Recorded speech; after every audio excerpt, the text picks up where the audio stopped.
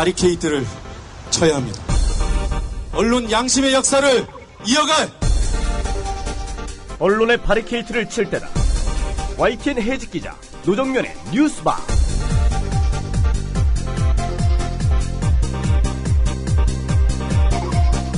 조합원 그리고 애청자 여러분, 오늘도 안녕하십니까? 노정면의 뉴스바, 노정면 단장을 대신해 진행하는 이재정 변호사입니다. 여러분께서 아시다시피 노정면 단장은 오늘도 국민TV 개국요원 선발을 위한 업무에 매진 중입니다.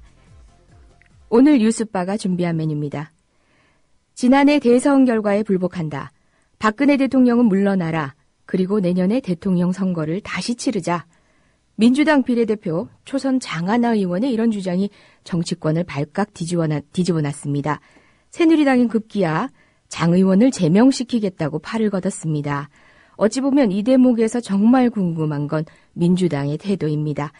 민주당은 장 의원의 발언이 당론과 무관하다고 선을 그으면서도 사태의 확산을 극도로 경계하는 눈치입니다. 적어도 표면적으로는 그렇습니다. 그렇다면 속으로는 어떨까요? 오히려 시원하다고 생각하고 있진 않을까요?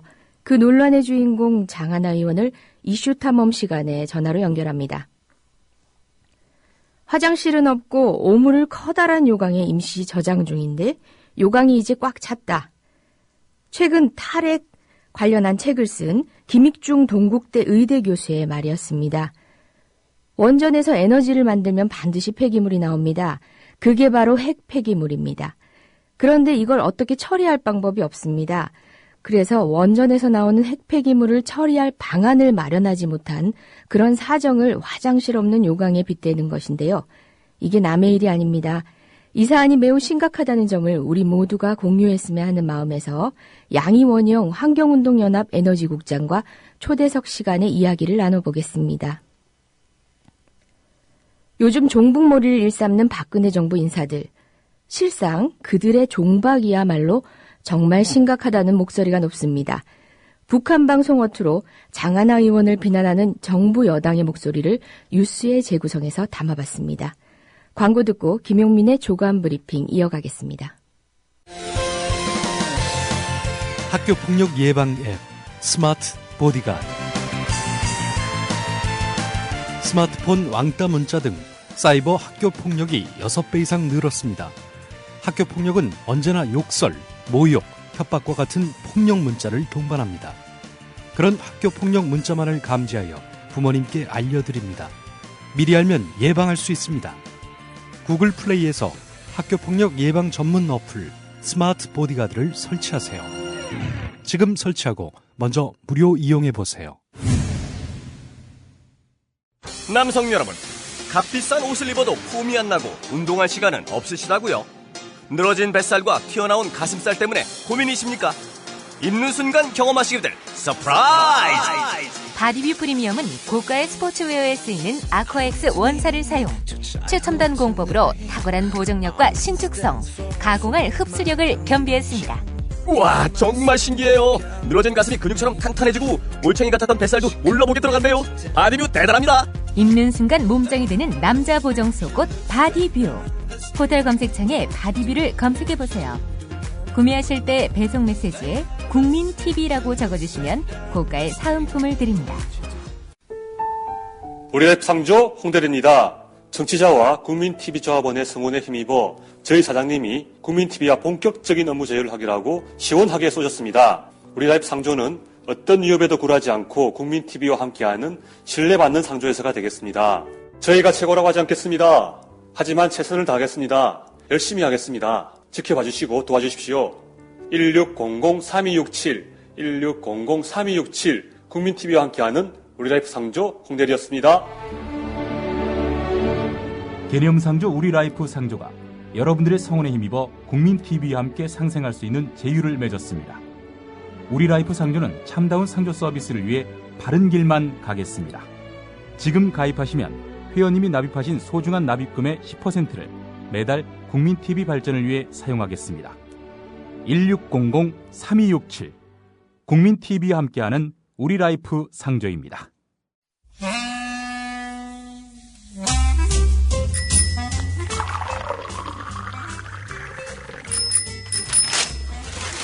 아침 신문 귀로 읽으세요.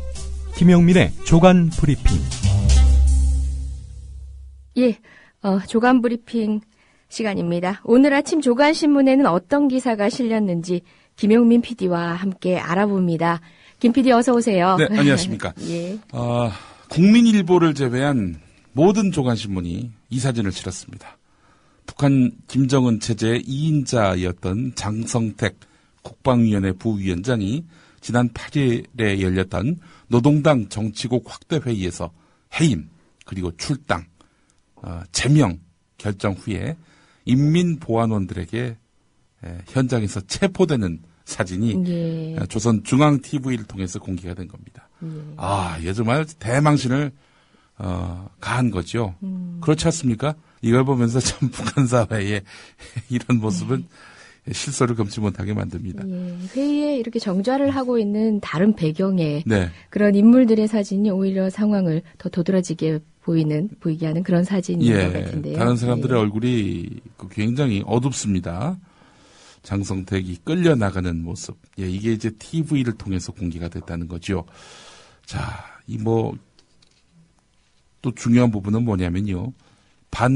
반혁명적 종파분자로 이렇게 장성택이 낙인 찍히게 된 겁니다.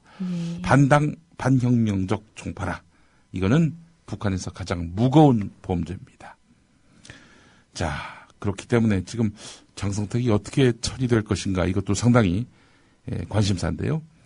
어쨌든 이번 사태를 통해서 확인된 것은 김정은 제1국방위원장의 유일 지배체제가 더욱 공고화될 것이다라는 점입니다. 자, 따지고 보면은 이 3대 김일성, 김정일, 김정은으로 이어지는 북한의 권력 세습 구도를 보면은 이 공통적인 것이 있습니다. 같은 자손이라는 거 말고도 집권 초기에 이렇게 정적을 제거하는 숙청도 그대로 세습되고 있다는 겁니다. 북한은 체제 불안 요소를 제거해서 1인 독재와 후계 구도를 굳건히 하는 통치 수단으로 숙청을 적극 활용해 왔는데 김일성 때에는 이 박헌영 해방 전후 조선노동당과 남조선노동당의 1인자이자 북한 내의 2인자였던 박헌영을 상대로 이제 피해 숙청이 이어졌죠. 6.25 전쟁 실패의 책임을 박헌영 일파에게 뒤집어 씌워서 전후의 혼란을 수습하고 자신의 지배력을 확고히 한 것입니다.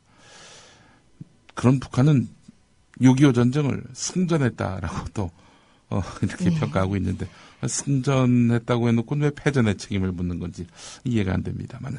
자, 김일성 대학을 졸업한 1964년부터 후계자 수업을 받은 김정일은 어땠느냐. 김일성의 후처인 김성애의 아들 김평일을 외국으로 쫓아내는 것을 시작으로 해서 권력의 중심에서 이른바 곁가지들을 쳐냈습니다.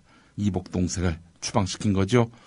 김정은도 할아버지와 아버지의 전리에 따라서 자신의 권력 유지에 걸림돌이 되는 인물들은 아버지의 측근이라도 권력의 중심에서 주저없이 밀어내는 그런 일들을 했다는 거죠. 한겨레가 이 내용을 상세히 전하고 있고요. 자, 지금 그날 이 국민일보를 제외한 모든 신문이 일면에 실었던 사진. 네. 이 사진이 이제 사진에 이제 상황이 있었던 지난 8일 노동당 정치국 확대회의 당시에 장성택 부위원장 면전 앞에서 이 장성택의 측근이었던 인물들이 장성택을 대놓고 이제 비난하는 그런 모습이 또 있었단 말이죠. 박봉주 내각 총리 이 사람 같은 경우에는 토론석상에서 막 이렇게 장성택을 비판하면서 눈물을 흘렸다고 하는군요. 참 이념이란 게 무섭습니다. 이게. 예. 그간 부침이 많았던 사람 예. 아닙니까? 장성택이. 예. 그런데 결국 김정은 후계 체제에서는 살아남지를 못했네요. 네, 그렇습니다. 예. 일각에서는 이 장성택이 이미 처형이 집행됐다는 주장도 나오고 있는데요. 자,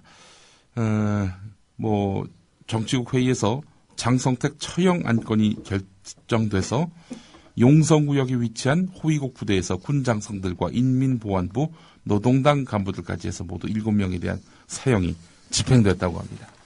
예. 참 이해할 수 없는 나라입니다. 여하간 북한. 네, 관련한 소식은 또 우리 황준호 기자의 월드 리뷰 시간에서 또 소개가 예, 될 것입니다. 그렇겠습니다. 예. 자, 이석기 통합진보당 의원의 내라는 모 사건 공판이 이어지고 있는 상황인데요. 국가정보원이 법원에 증거로 제출한 수사보고서 10건이 그 증거 채택이 보류가 됐습니다. 이 10건 증거로 채택해달라고 요청을 했는데 법원이 이거 채택하기 쉽지 않겠다 싶어서 보류를 시킨 겁니다. 수사관의 추정, 어디서 전해 들은 말의 증거라는 이유로 줄줄이 증거 채택이 보류가 됐는데요. 재판부가 검찰 쪽 증인 98명 가운데 절반 이상을 신문한 가운데 이 국정원 수사 보고서들의 증거 능력을 두고 결국 논란이 커지고 있는 양상입니다. 어제 그 수원지법 형사 12부 심리로 열린 16차 공판에서 재판부는 한동근 씨, 그러니까 구속 기소된 인물인데 통합진보당 전 수원시당 위원장이었습니다. 이 한동근 씨 집에서 압수한 외장 하드를 복구해서 북한 원전 자료 문건 가운데 일부를 확인했다라는 국정원 수사관 박모 씨 수사 보고서에 대한 증거 채택을 놓고 이제 재판부가 고민을 하다가 증거 채택 보류하겠다 이런 결정을 내린 겁니다. 이 국정원 수사관 박모 씨는요, 통합진보당 전 수원시당 위원장인 한모 씨가 RO의 보안 수칙에 따라 삭제한 것으로 한다 이렇게 진술을 했는데 재판부가 근거를 물어봤어요. 그랬더니 국정원 직원 박모 씨는 추측이다 이렇게 얘기를 했다는 겁니다. 한 씨와 같은 통합진보당 쪽 변호인단은 변호인과 피고인의 입회 없이 암호를 푼 것은 위법하다라고 주장을 했는데 이 절차 과정에 문제가 있었다라고 지적을 한 거지요. 재판부는 추가 검토가 필요하다라면서 결국 증거 채택을 보류했습니다. 이 검찰과 국정원이 결국 확정되지 않는 사실을 수사 보고서로 제출함으로써 재판부가 예단을 하도록 이렇게 유도한 거 아니냐라는 지적도 나오고 있다고 한겨레가 전하고 있는데요. 1심에서 무죄 판결이 난 서울시 공무원 간첩 사건의 항소심에서 피고인을 대리했던 이름이 아주 훌륭하네요, 이분이. 김용민 변호사. 예. 예. 이 김용민 변호사는 부실 수사 보고서도 재판부 판단에 영향을 줬다면 나중에 증거로 채택되지 않아도 어느 정도 효과를 거둔 셈이다. 최근에 국정원이 이런 방법을 많이 쓰는데 이는 확정된 증거로만 유무죄를 판단하는 공판 중심주의를 위협하는 처사다. 이렇게 말을 했습니다. 워낙 증거가 불충분하고 또 미약하니까 이렇게든 이런 방식으로 이렇게 그 재판관의 눈과 귀를 흐리려는 이런 그 트릭 전략을 지금 쓰고 있는 것 아닌가 하는 그런 의혹입니다. 그 수사 보고서라고 하면 증거가 될 수 없는 거죠. 다시 말해서 의견을 적은 서면에 불과한데 네. 그렇다 보니까 이번 재판 과정에서도 추측만으로 보고서를 작성하기도 하는 게 벌어진 거죠. 네. 이석기 내라는 증거 채택 지난번에도 보류됐더니 또 이번에 보류가 됐습니다. 지금 결국에는 이 내란 음모 사건의 그 핵심 증거라고 불리는 것이 이른바 그 제보자의 발언, 그리고 녹취록. 그렇죠. 이른바 아로 행사가 있었다는 그 현장에서의 녹취록. 이게 이제 오류가 많았고, 예. 증거 능력에 있어서도 여러 가지 문제점들이 제기되고 있지요. 그 두 개만 갖고 어마어마한 그런 내란 음모를 뒤집어 씌운 국정원과 검찰의 행태부터 이건 오보 아니냐라는 얘기들이 많았는데요. 서서히 그 오보가 드러나고 있는 양상입니다. 결국에는 오보였음을 보여주는 여러 가지 단면들이 계속 드러나고 있는데 여담입니다만은 얼마 전에 제가 수원지법에서 이제 판결을 받았습니다. 예. 부디 뭐 하세요 이런 그 발언과 관련한 그런 재판이었는데 그 재판이 있는 날 가보니까 이 채널A TV조선이 전도가 있는 거예요. 야, 이거 내가 유죄 판결 받으면 또 이거 방송에 크게 나오는 거 아닌가 걱정을 했는데 알고 봤더니 1층에서 이석기 의원 내라는 모 사건 재판이 있었습니다. 예, 같은 부분에서 재판 중입니다. 저는 4층이었습니다. 예, 고개를 푹 숙이고 올라갔었습니다. 예, 다음 소식으로 넘어가 보겠습니다. 한겨레 이면 보도인데요. 최동욱 전 검찰총장 혼외 아들 의혹 관련해 그 개인정보를 불법적으로 유출한 그런 사건.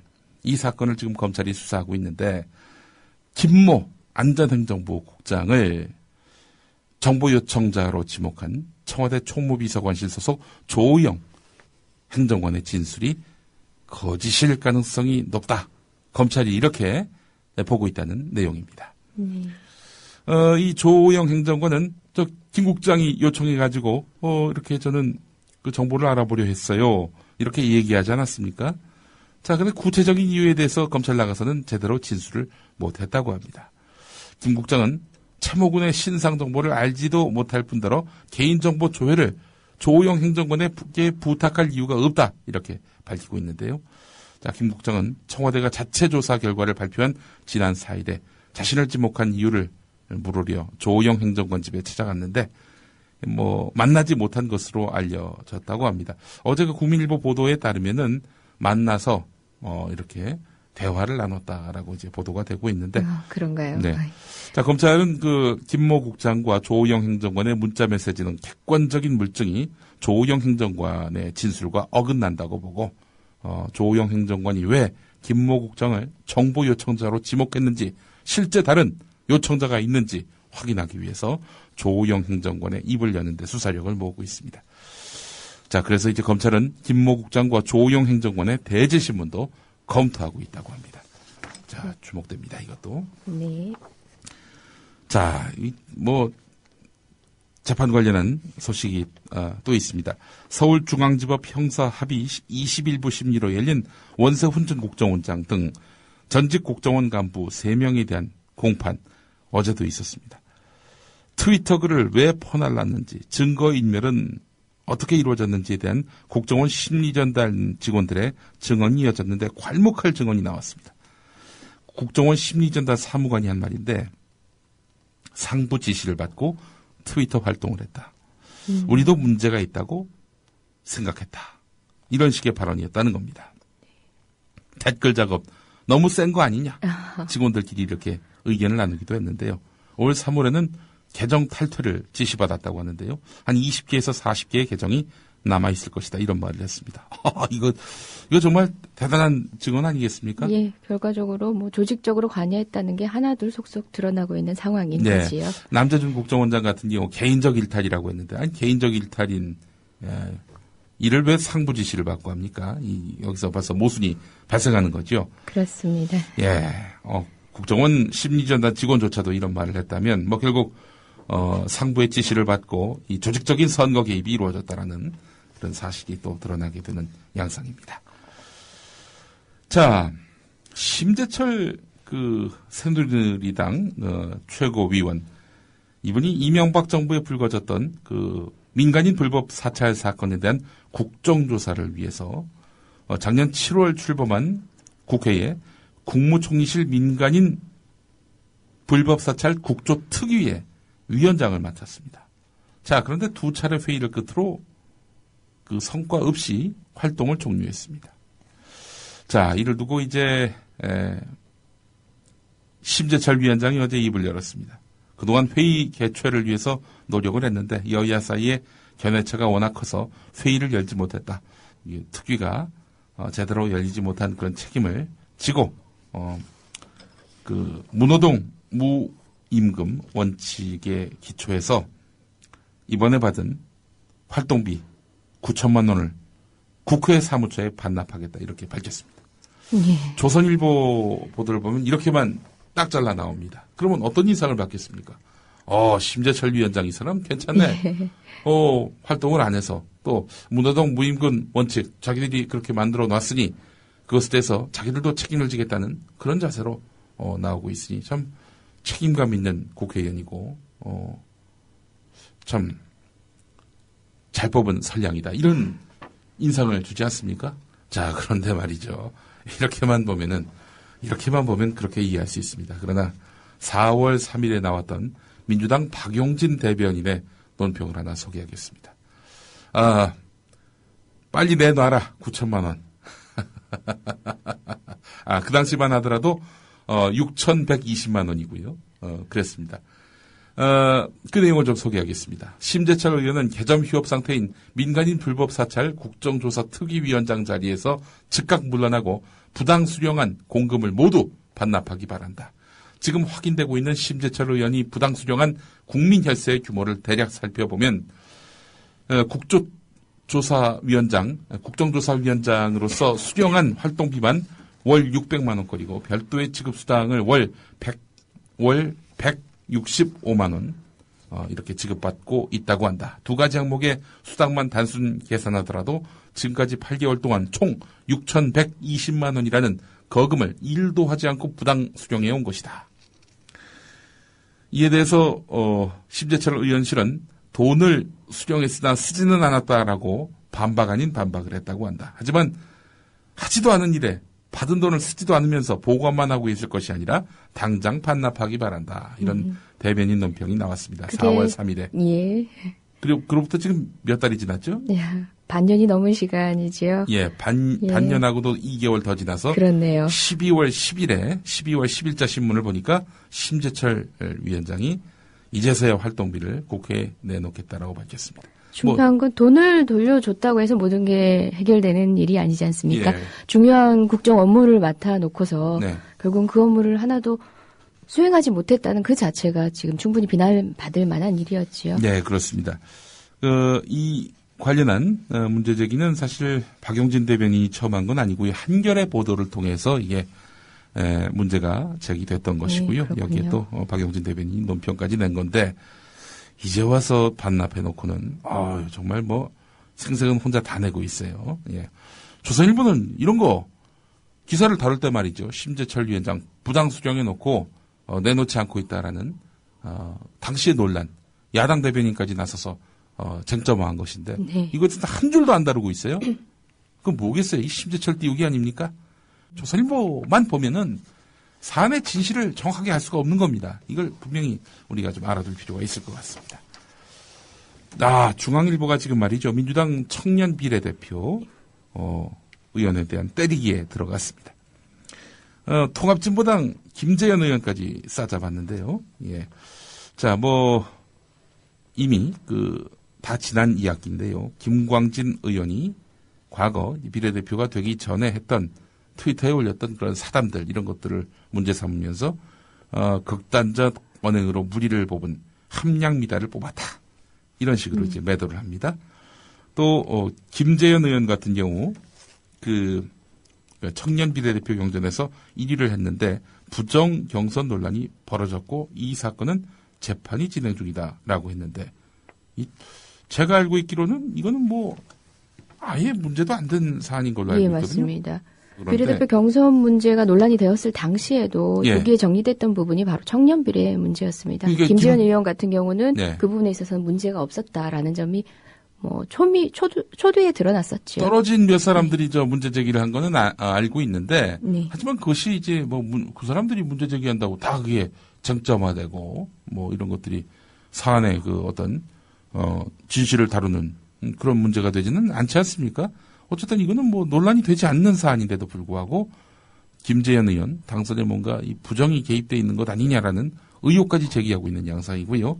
장하나 의원의 그런 최근 발언 대선 불복 선언과 관련해서도 다 같은 맥락으로 이렇게 보면서 이거 함량미달의 인사들이 청년 비례대표가 되다 보니 사고로 얼룩졌다 이렇게 덧칠을 하고 있는 것입니다. 중앙일보가 말이죠.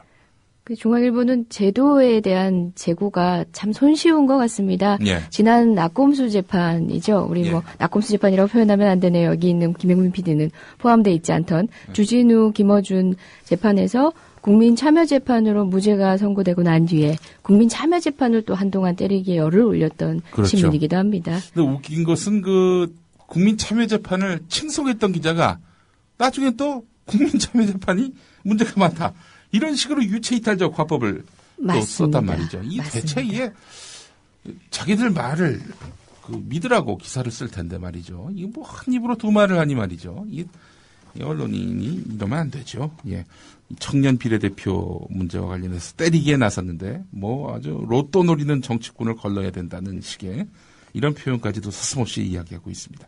그러나 청년 비례대표 의원들의 그 활동상을 보게 되면 김광진 의원 같은 경우 과거 의원 되기 전에 트위터에서 사담을 한 것이 잠시간 논란이 될 수는 있었습니다만은 그가 국회에 들어와 가지고 군사이버사령부 이의 선거 개입과 관련해서 집요하게 그걸 파헤쳐 가지고 쟁점화한 것이 그 얼마나 큰 공로입니까? 그리고 장하나 의원 같은 경우 뭐 4대강은 물론이고 밀양 또 가습기 관련된 법안, 피해자 구제 법안도 네. 장하나 의원에 의해서 마무리가 됐었죠. 예, 그렇습니다. 여러 가지 법안들이 많습니다. 청년 비례대표가 갖고 있는 명에 대해서는 언급이 없습니다.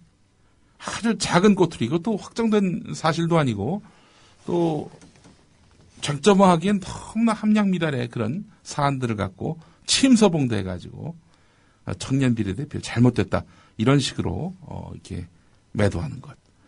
이 중앙일보의 언론사로서 참 부끄러운 그런 그 보도를 또 하나 오늘 내놓게 된 것입니다. 네.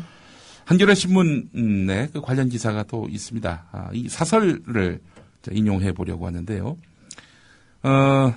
장하나 의원의 발언이 과연 바람직한 것인지를 두고는 여러 비판이 가능할 것이다. 이런 운을 뗐습니다. 장하나 의원 발언과 관련한 사설이 이제 어제 안 실리고요. 오늘 실렸는데요. 이와 관련한 그런 내용들을 좀 소개해 드리는 것입니다. 장하나 의원이 지적한 대로 지난 대선이 국가기관이 총체적으로 개입한 부정선거였음을 부정할 사람은 그리 많지 않을 것이다. 그렇다면 부정선거가 명백한데도 그냥 결과에 승복하는 것이 민주주의 정신을 지키는 최선의 길인가. 게다가 관권 부정선거의 최대 수혜자는 국민에게 미안하다는 말 한마디 없는 상태다. 장 의원은 이 대목에서 새누리당은 물론 민주당에 대해서도 정면으로 물음표를 던진 것이다. 사실 18대 대선과 관련해서 맨 처음 선거 불복을 입 밖에 낸 사람은 이정현 청와대 홍보수석이다. 대선 당일인 지난해 12월 19일 새누리당 선대위 공보단장이었던 그가 박근혜 후보가 질 것 같다는 관측이 나오자 기자회견을 자청해 이렇게 말했다. 문재인 명의의 불법 선거운동 문자가 전국적으로 뿌려지고 있다. 설령 문재인 후보가 당선되더라도 당선 무효 투쟁을 할 수밖에 없다. 선거 자체가 불법 부정선거이기 때문에 결과에 승복할 수 없다는 논리가 장하나 의원과 똑같다. 이렇게 이야기하고 있습니다. 한편 양승조 민주당 최고위원에 대해서도 새누리당이 대대적으로 문제 삼고 나섰죠. 박정희 전 대통령의 전철을 밟지 마라 이렇게 경고를 했는데요. 이에 대해서 새누리당이 제명을 추진하겠다고 나선 데 대해서 한겨레 사설은 또 이렇게 평가하고 있습니다. 실소를 금할 수 없는 일이다. 국회의원이 자신의 정치적 소신에 따라서 대통령한테 쓴소리 좀 했다고 의원직 제명 칼을 빼어드는 것은 새누리당의 시대착오적인 정신 상태를 잘 보여준다. 새누리당은 그런 호들갑을 떨기에 앞서서 지난 대선이 공정한 선거였는지부터 분명히 밝혀야 한다. 이렇게 밝히고 있습니다. 오늘은 장하나 의원의 발언에 대해서 상당히 힘을 실어주고 있네요. 네. 민주당 지도부가 상당히 머쓱하겠습니다. 네. 예. 자, 한국일보 사설도 마찬가지입니다. 대선 불복 발언에 새누리당 대응 지나치다. 이런 내용입니다. 이런 논란은 박근혜 대통령을 비롯한 여권 핵심부가 자초한 측면이 있다. 철저한 진상규명과 책임자 처벌로 조속히 문제를 매듭짓기는커녕 오히려 수사방해, 검찰총장 찍어내기 논란 등으로 축소, 은폐 의혹을 키웠다. 본질적인 문제는 해소하지 않은 상태에서 이를 비판하는 것을 과도하게 문제 삼을 수야 없는 법이다. 2003년 노무현 전 대통령 탄핵 사태를 돌이켜볼 필요가 있다. 당시 노 전 대통령은 열린우리당이 표를 얻을 수만 있다면 합법적인 모든 것을 다하겠다라고 말했다. 새누리당의 전신인 한나라당은 이 발언을 걸어서 탄핵 소추까지 했다. 당시 한나라당과 지금 새누리당의 잣대는 달라도 너무 다르다. 이렇게 또 지적하고 있습니다. 동아일보 12면을 보겠습니다. 어제는 시위대 일부가 길 가는 행인에게 언어폭력을 행사했다. 이렇게 보도하면서 시위대가 상당히 네, 악의적이고 예. 아주 무도한 이들이다. 그렇죠. 이런 식으로 이제 매도를 했는데요. 자, 오늘은 집회 시위 신고제도에 허점을 달았습니다. 인파, 교통량이 많은 도심에서 가두행진이 허용되고 있다 보니 툭하면 아수라장이 된다. 교통방해 때는 집회 제한이 가능한데 신고 접수한 경찰이 소극적 대응을 하고 있다. 법원의 엇갈린 판결도 혼선을 부추기고 있다. 시민 피해가 큰 주말 도심 집회는 막아야 한다. 불법 시위 전력자 집회 제한도 강구해야 한다라는 의견도 있다. 이 동아일보가 이렇게 평하고 있습니다. 이 의도가 뻔하지요? 예. 이런 주장이 가능하려면 헌법을 개정을 해야 됩니다. 네. 예, 헌법 개정 사안을 너무 손쉽게 예. 얘기하고 있는 게 아닌가 하는 생각도 듭니다. 헌법은 집회와 시위의 자유를 보장하고 있죠. 예. 그렇습니다. 자, 저는 이게 마지막 기사인데요. 한국일보 11면 기사입니다. 검찰이 무죄 주장하는 이상한 재판. 재정신청제 허점 안 고칠 겁니까? 이런 제목인데요. 쌍용자동차 사태 불법 연행 피해자인 권영국 변호사도 본인이 직접 나서서 가해자의 유죄를 입증을 했는데요. 자, 이 재정신청제 뭡니까 이게? 변호사님. 예, 검사가 네. 제가 인터뷰를 하고 아니, 있는 것 같으네요. 이게 제가 변호사님 앞에서 문자를 쓸 수가 없어서 말이죠. 법과 관련해서. 기소 독점주의라고 해서 네. 검사가 수사를 한 이후에 기소를 하지 않으면 법원은 판단을 할 수가 없습니다. 네. 대부분의 경우에 검찰이 제 식구 감싼다는 얘기를 많이 하죠. 네. 경찰의 위법한 폭력 사태에 대해서는 불기소 처리를 많이들 합니다. 네. 그러면은 법원이 심판조차 할 수 없으니까 네. 그럴 경우는 재정 신청이라고 해서 이 사안에 대해서 다시 한번 기소를 해달라는 취지로 법원에다가 재판을 신청하게 됩니다. 그것이 검찰이 기소를 안 하면 그렇죠. 법원 당신들이 보고 이거 기소할 사안이면 기소해달라. 그렇죠. 이런 요청이군요. 그게 재정 신청인데 네. 정작 재정 신청을 통해서 기소가 되더라도 그 과정에서 검찰은 여전히 무죄를 구형합니다. 과거에 우리 긴급조치 재심 사건에서도 무죄를 구형하지 않아서 예. 문제가 된 적도 있지 않습니까? 예. 그런데 이 공무 담당하는 경찰관들의 자유로운 어쨌든 인신 활동의 폭을 위해서 예. 무죄를 구형하고 있습니다. 실제 네. 권영국 변호사 사례에서도 권영국 변호사를 불법 감금했던 그 경찰관에 대해서 무죄를 구형했지요. 예. 결국은 유죄가 확정이 된 상태, 유죄가 항소심까지 결정이 된 상태긴 합니다. 예. 오늘 여기까지 해야 될 것 같은데요. 제가 노래 한 곡 준비해 왔습니다. 어제 어떤 노래지요? 부슬부슬 비가 내렸습니다. 참 우울했던 날씨였는데 말이죠. 어제 빗물이 흘렀습니다. 그래서 송골매의 빗물을 준비했는데 의도를 가지고 계신 노래인 것 같은 생각이 그렇습니다. 듭니다. 예. 그 빗물이란 노래를 듣다 보면은 눈물이 또 가사 중에 나옵니다. 어제 한 남자의 눈물도 있었습니다. 이정현 청와대 홍보수석의 눈물. 예. 대통령을 모독하는 이런 야당 의원들 용서 못하겠다. 뭐 이런 비분관계의 눈물이었던 것 같습니다. 예. 자, 청와대 홍보수석이 흘릴 눈물은 대통령에 대해서만 흘릴 눈물이 아니라 밀양에서 저렇게 처절하게 투쟁하시는 그분들에 대한 눈물도 나와야 되고요. 쌍용자동차 해고자에 대한 그런 눈물도 있어야 됩니다. 모름지기 권력자들은 그래야 마땅한 거 아니겠습니까? 대통령에 대해서만 눈물이 나는 이 사람들. 도대체 북한과 뭐가 다릅니까? 예. 오늘 그래서 송골매의 오늘 빗물을 준비했습니다. 이정현 홍보수석께 띄워드립니다. 예, 노래 듣고 김 PD님 보내드리도록 하겠습니다. 돌아선 그대 등에 흐르는 빗물은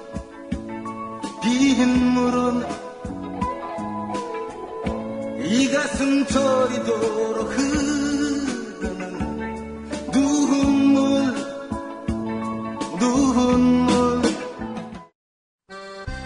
아직도 1등급의 고지방 마블링을 찾으십니까? 이제 건강한 한우를 지향하는 저지방 유기농 한우를 만나보시죠. 국내 최초 유기농 한우 전문 쇼핑몰 네이처 오다.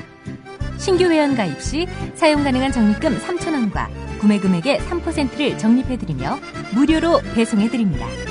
네이처 오다. 검색창에 네이처 오다를 검색하세요. 신동원 조합원 신청 광고입니다. 고혈압, 동맥 경화 등 윤리와 소금을 많이 먹는 폴란드인의 각종 성인병 극복을 위해서 폴란드 정부가 국책사업으로 지정한 신비의 열매 아로니아. 건강한 변화를 원하신다면 평산네이처 아로니아 진. 이제 대한민국의 건강을 책임집니다. 검색창에 평산네이처를 검색하세요. 문의는 1661-2087, 1661-2087.那鉴于当前需大局， 국제뉴스 한반도 정세를 한눈에 황준호의 월드리뷰.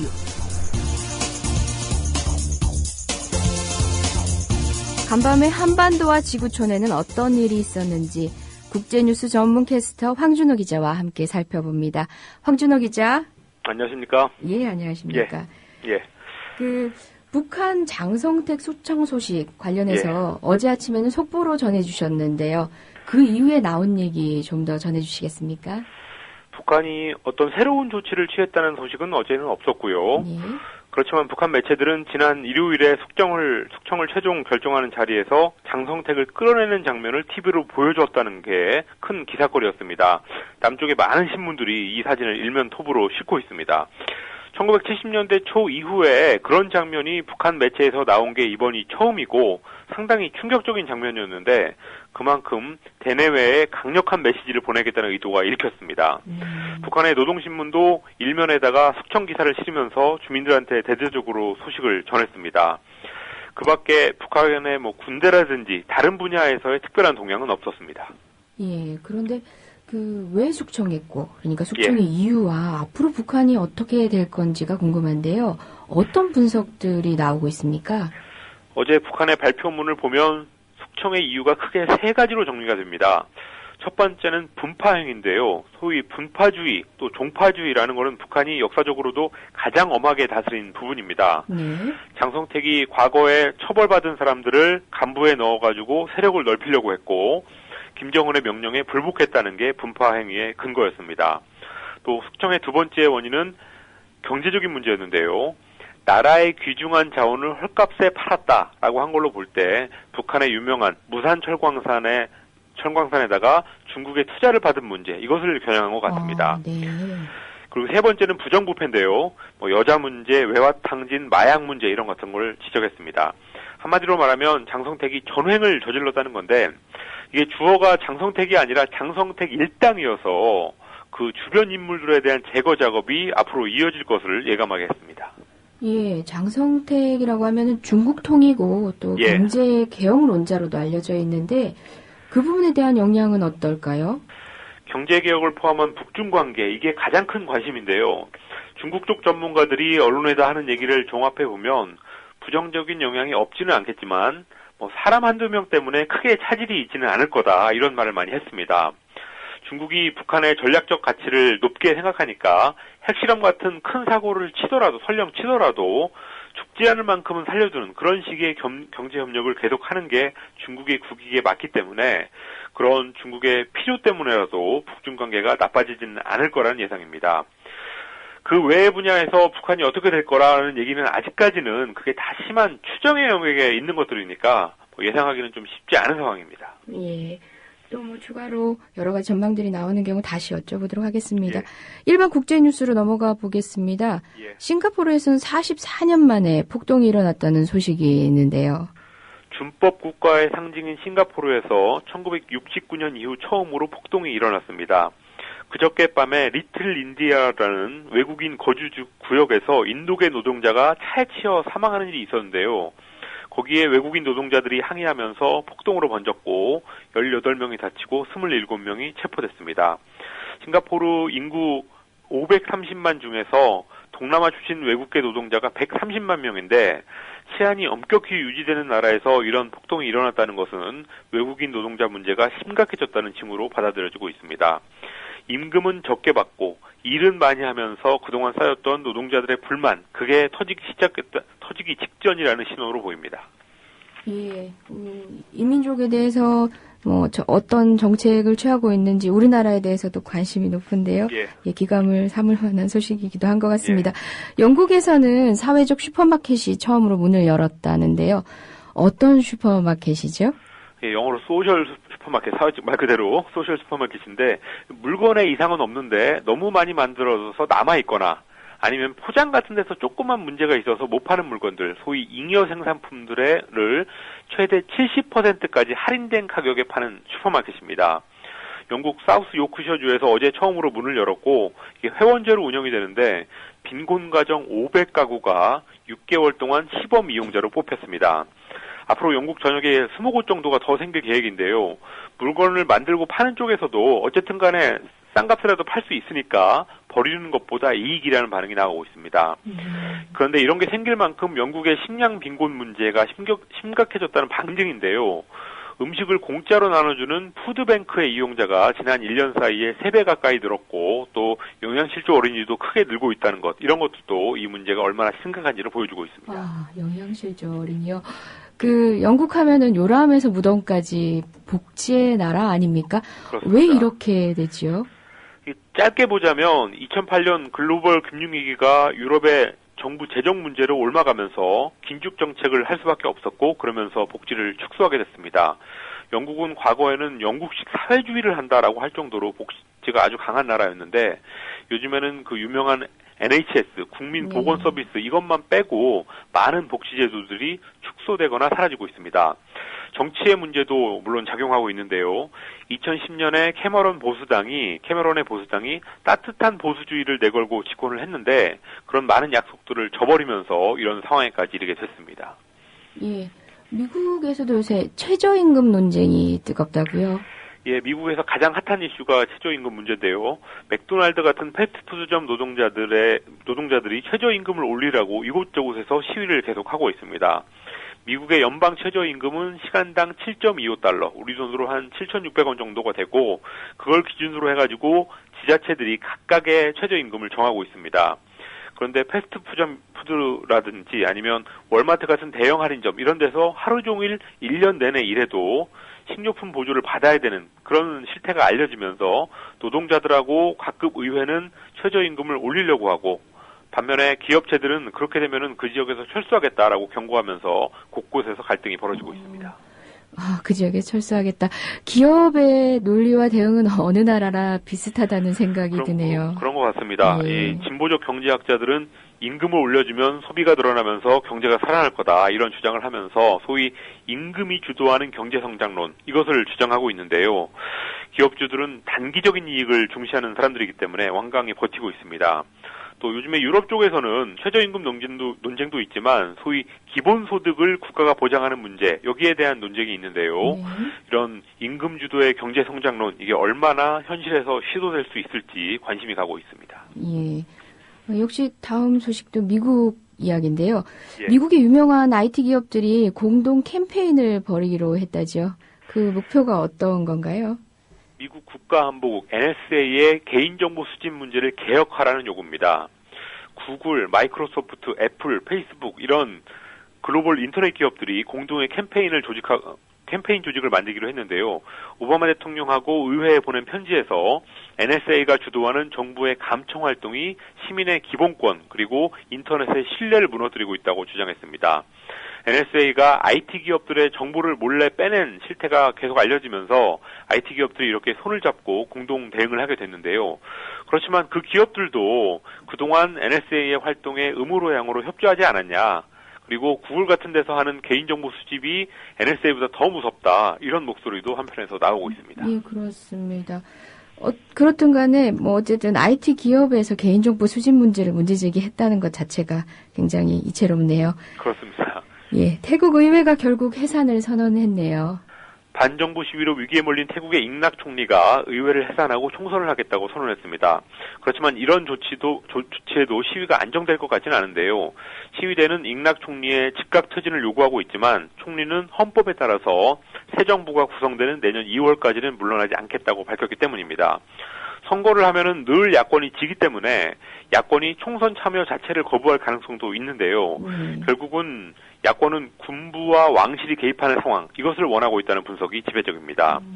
반정부 시위 쪽은 어제 총집결 시위에서 사람들이 별로 안 나오면 시위 지도부가 자수하겠다라는 배수진을 쳤었는데 10만 명 정도 좀 어정쩡한 숫자가 나와가지고 이게 자수할 상황도 아니고 또 그렇다고 시위 동력이 강하지도 않은 그런 상황이었습니다. 예, 그렇군요. 예, 오늘도 말씀 잘 들었습니다. 수고하셨습니다. 감사합니다. 예, 황준호의 월드리뷰, 지금까지 황준호 기자였습니다. 민주당 소속 양승조, 장하나 의원의 발언에 대한 이정현 청와대 홍보수석의 말. 도저히 용서할 수 없는 말이에요. 이건 정말 야속한 말입니다. 이것은 어떻게 보면 대통령을 이렇게 무너뜨리고 국가를 이렇게 무너뜨리고 그렇게 해서 나라를 망가뜨리겠다고 하는 그런 사람과 그런 의도가 아니고는 이런 발언을 할 수가 없는 법입니다. 장하나 의원의 경우에도 대선 불복과 재선거를 요구했습니다. 국회의원입니다. 국회의원의 말입니다. 도대체 어느 나라 국회의원입니까? 이 나라 국회의원 맞습니까? 국민이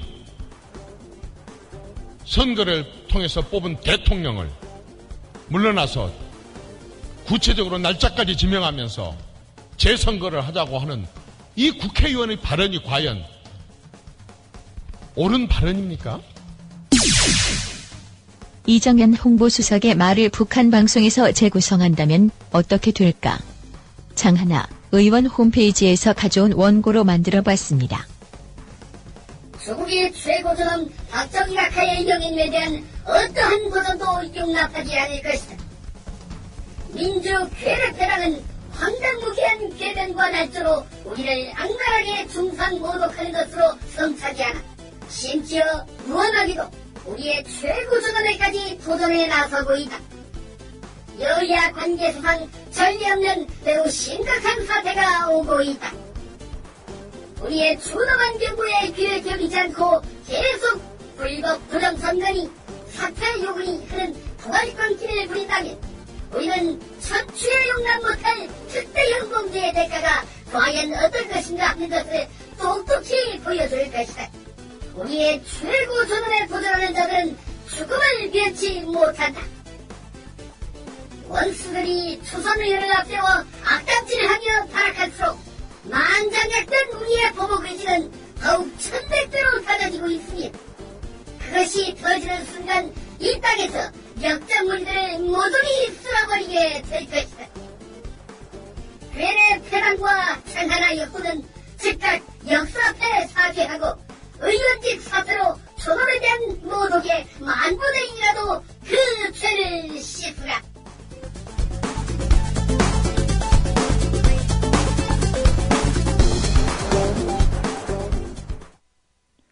노정면의 뉴스바와 함께하고 계신 지금 시각은 7시 47분입니다. 이 시각 간추린 뉴스입니다. 철도 노조가 KTX 민영화에 반대하며 파업에 돌입한 가운데 코레일이 파업 참가자 전원을 직위 해제했습니다. 코레일은 파업 사태를 조기에 해결하기 위해 참여한 조합원 4,356명 전원을 직위 해제했다는 입장입니다. 민주당 양승조 최고위원은 박근혜 대통령이 박정희 전 대통령의 전철을 밟을 수 있다는 자신의 발언이 왜곡되고 확대 해석된 것이라고 해명했습니다. 이어 박 대통령이 독선과 불통을 던져버리고 국민 곁으로 다가오길 바란다는 취지로 말한 것이라고 설명했습니다. 청와대는 양승조 위원의 발언에 대해 대통령에 대한 위해 선동을 조장하는 국기문란 행위라며 비판했습니다. 새누리당은 오늘 국회 윤리특별위원회에 양 위원의 제명안을 제출할 계획이고 민주당은 정치 공세라며 맞서고 있습니다. 이석기 통합진보당 의원 등의 내란 음모 사건 공판에서 국가정보원이 제시한 증거가 보류됐습니다. 법원은 국정원이 제출한 수사보고서 10여 건이 수사관의 추정이나 전해들은 전문 증거라는 등의 이유로 증거 채택을 보류했습니다. 검찰이 어제 국민은행 도쿄지점에서 지점장과 부지점장으로 근무했던 2명을 부당대출을 해준 혐의로 체포했다고 SBS가 보도했습니다.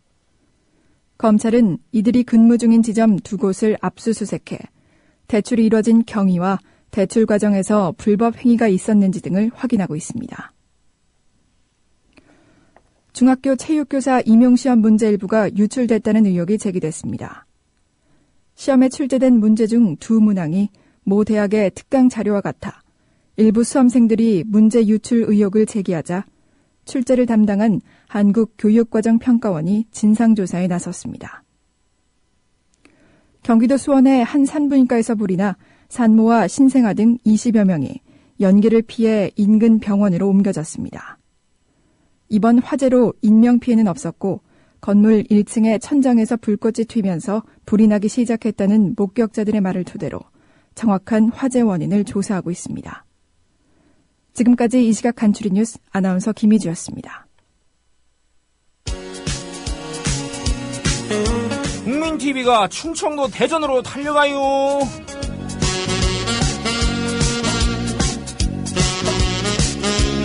미디어 협동조합 대전 충남 충북조합원 한마당 행사가 돌아오는 토요일인 12월 14일 저녁 6시 대전 엑스포 과학공원에 위치한 DCC 대전 컨벤션 센터에서 열립니다.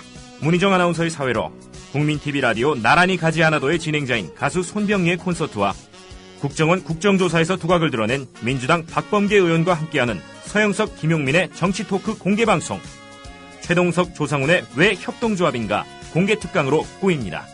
12월 14일 토요일 저녁 6시 대전광역시 유성구 엑스포로 107 DCC 대전 컨벤션 센터. 성역 없는 TV 뉴스의 꿈을 품은 모든 조합원과 시민 여러분의 참여를 기대합니다. 자기야, 올 연말엔 어디로 놀러 갈까? 아, 난 계속 회사 나가야 돼. 연말정산해야지, 결산해야지, 법인세까지. 미리 교육받을 방법은 없을까? 더존 이러닝 있잖아. 더존 이러닝? 더존에서 이러닝 돼? 그럼 난 벌써 연말정산 과정 신청했지. 연말에 쏟아지는 재경 전문가들의 바쁜 업무들. 대한민국 기업 정보화를 선도하는 더존 IT그룹의 공식 교육기관 더존 이러닝에서 해결하세요. 검색창에 더존 이러닝을 검색하세요. 상담 전화는 02-890-5999 02-890-5999 500원으로 즐기는 나만의 커피. 원두 쇼핑몰 헝그리 커피. 최정상급 로스터가 1년 이하 최고급 뉴크롭 생두를 로스팅해 즉시 배송해드립니다. 대량 구매 시 가격이 할인됩니다. 검색창에 헝그리 커피를 검색하세요. 헝그리커피.com. 헝그리 커피에서 원두를 구매하시는 분들께는 차량용 국민TV 스티커 2매를 함께 보내드립니다.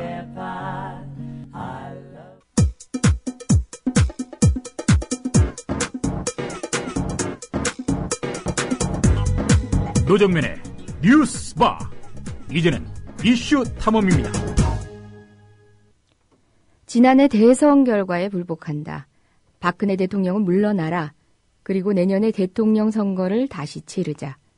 민주당 비례대표 초선 장하나 의원이 이런 주장했습니다. 정치권이 발칵 뒤집혔습니다. 새누리당은 급기야 장 의원을 제명시키겠다고 발을 걷었습니다.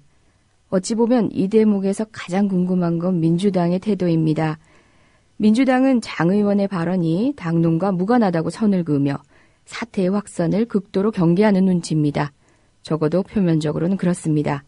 그렇다면 속으로는 어떨까요? 오히려 시원하다고 생각하고 있진 않을까요? 논란의 주인공 장하나 의원을 전화로 연결합니다. 장 의원님 안녕하십니까? 네, 안녕하십니까? 예, 발언 이후에 여러 군데서 인터뷰도 요청이 많으셨을 듯하고요. 많이 바쁘셨지요? 네. 아, 네, 그랬습니다. 예. 네. 지금 현재까지 장 의원님이 파악하신 당의 공식 입장은 어떻습니까? 네, 제가 파악은 한 건 아니고 지금 여야가 계속 협상을 해가는 과정에서 민주당이 압축해 나오는 그 주장은 딱 네 가지입니다. 그것이 당론인데요. 첫째로는 지난 대선이 부정 선거였는지 아닌지 이제 진상 규명을 하고 책임자가 처벌받는 거 너무 당연한 요구고요. 그 다음은 박근혜 대통령이 이런 사태에 대해서 사과를 하는 거, 그리고 마지막으로 재발 방지 대책을 마련하자. 그것이 민주당의 당론입니다, 현재. 예. 조금 범위를 좁혀서 장 의원님의 제가 발언이라고 할까요? 일요일 그저께 있었던 그 발언과 관련된 당의 공식 입장을 여쭤보고 싶습니다. 네, 저도 저한테 통보를 해주신 건 아니지만, 예. 일단 당론과 저의 개인 성명이 내용이 다르다는 거, 그거를 다시 확인한 걸로 알고 있습니다. 예. 당론, 당의 공식 입장이라고는 하지만요, 엄밀하게는 당 지도부의 입장이라고 봐야 하는 것 아닐까요? 그런 비약인 것 같고요. 당론을 결정하는 과정이 누가 일방적으로 정하진 않고, 의원총회에서 자유토론도 거치고, 그런 합의를 본 내용이 당론이 되는 것입니다. 예. 네. 혹시 그렇다면 뭐 지도부에서 내려온 비공식 메시지 이런 건 없었습니까? 네, 뭐 비공식 메시지가 내렸다기보다 이후에 제가 이런 개인 성명을 낼 수밖에 없던 점에 대해서 이제 뭐 송구스럽기도 하고 이런 논란이 예상이 되는 상황이었기 때문에 뭐 그때 이제 뭐 사적으로 들은 얘기들은 좀 있습니다. 사적으로 들었다. 혹시 김한길 대표가 직접적으로 별도의 메시지를 보내진 않았습니까? 네, 뭐 어떤 점이 궁금하신지 모르겠는데 예, 비공식이기 때문에 비공식은 그렇게 남겨두는 게 좋은 것 같으네요. 네. 예, 알겠습니다. 현재 당 지도부 당론으로 보여지는 뭐 공식 입장의 배경은 뭐라고 보십니까? 질문이 잘 이해가 안 되는데 공식 입장의 배경이는 원래 당론은 변함이 없었고요. 예, 제가 조금 범위를 좁혀서 두 번째 여쭤봤던 건데요. 장 의원님의 발언 이후에 어찌됐든 민주당에서 지금 선을 긋고 있는 입장이라고 저희들은 보아지거든요. 그 부분의 배경이 뭐라고 보시는지요?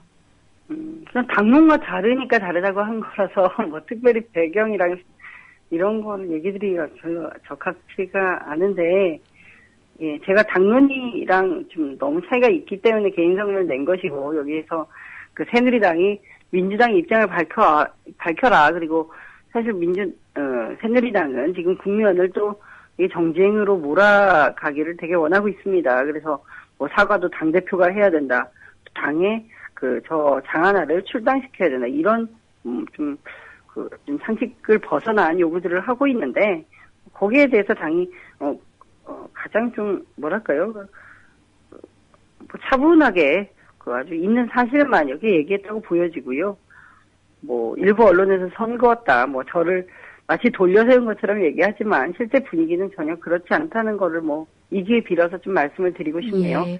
네. 저희가 여쭤서 질문을 할 때는 장 의원께서 말씀하신 내용 그리고 그 주장에 대해서 더 심도 깊게 여쭤봐야 되는데 네네. 그래도 저희 국민들은 이 초선 비례의원 장하나 의원이 용기를 내서 한 발언이고 그것들이 당에서 지지받지 못하고 있지 않느냐라는 우려가 있다 보니까 관련한 질문을 조금 몇 가지를 조금 더 드리고 또 본격적으로 이제 주장하셨던 내용에 대해서도 저희가 여쭤보도록 하겠습니다. 네. 혹시 당내 개인 의원들의 반응은 어떻습니까? 일단 어제, 당이, 새누리당이 너무 규탄될까지 여러 가지고, 사실. 네, 저도 좀, 어안이 벙벙했는데, 그런 상황에 대해서 우리 당 의원님들께서 21분인가 이렇게 성명 내시고 또 정론관에서 기자회견을 하셨는데, 일단, 정치적인 입장과 이런 게 다를 수 있지만 무슨 제 개인적인 정치적 견해를 밝힌데 그걸 가지고 관둬라 마라 하는지 새누리당이 좀 너무 상식 벗어난 행동과 주장을 하다 보니까 너무 당연한 얘기를 기자회견까지 열어야 되는 이런 어처구니 없는 상황이 온 것 같고요. 예. 네, 그렇습니다. 그것도 당내에서는 응원, 지지, 격려가 있는 상황입니다. 예. 사실 청와대나 국정원 군에서 지금 현재 일어나는 국정원 사태에 대한 범죄 행위가 밝혀지면 개인적 일탈이라고 일축하고 있지 않습니까? 새누리당은 장하나 의원 발언 두고 당대표 사과까지 요구하니 이 상황이 좀 저희가 보더라도 국민들이 보더라도 납득이 안 된 상황이긴 합니다. 방금 당내 의원들의 반응을 간략히 전해주셨는데요. 네. 격려한 의원님들 직접 찾아와서 격려하거나 지지 의사를 밝히신 의원님들도 많으신가 봐요. 네. 예. 또 언론을 통해 보기로는 초선 의원님들이 또 입장 표명을 공식적으로 하시기도 했는데요. 네네. 예.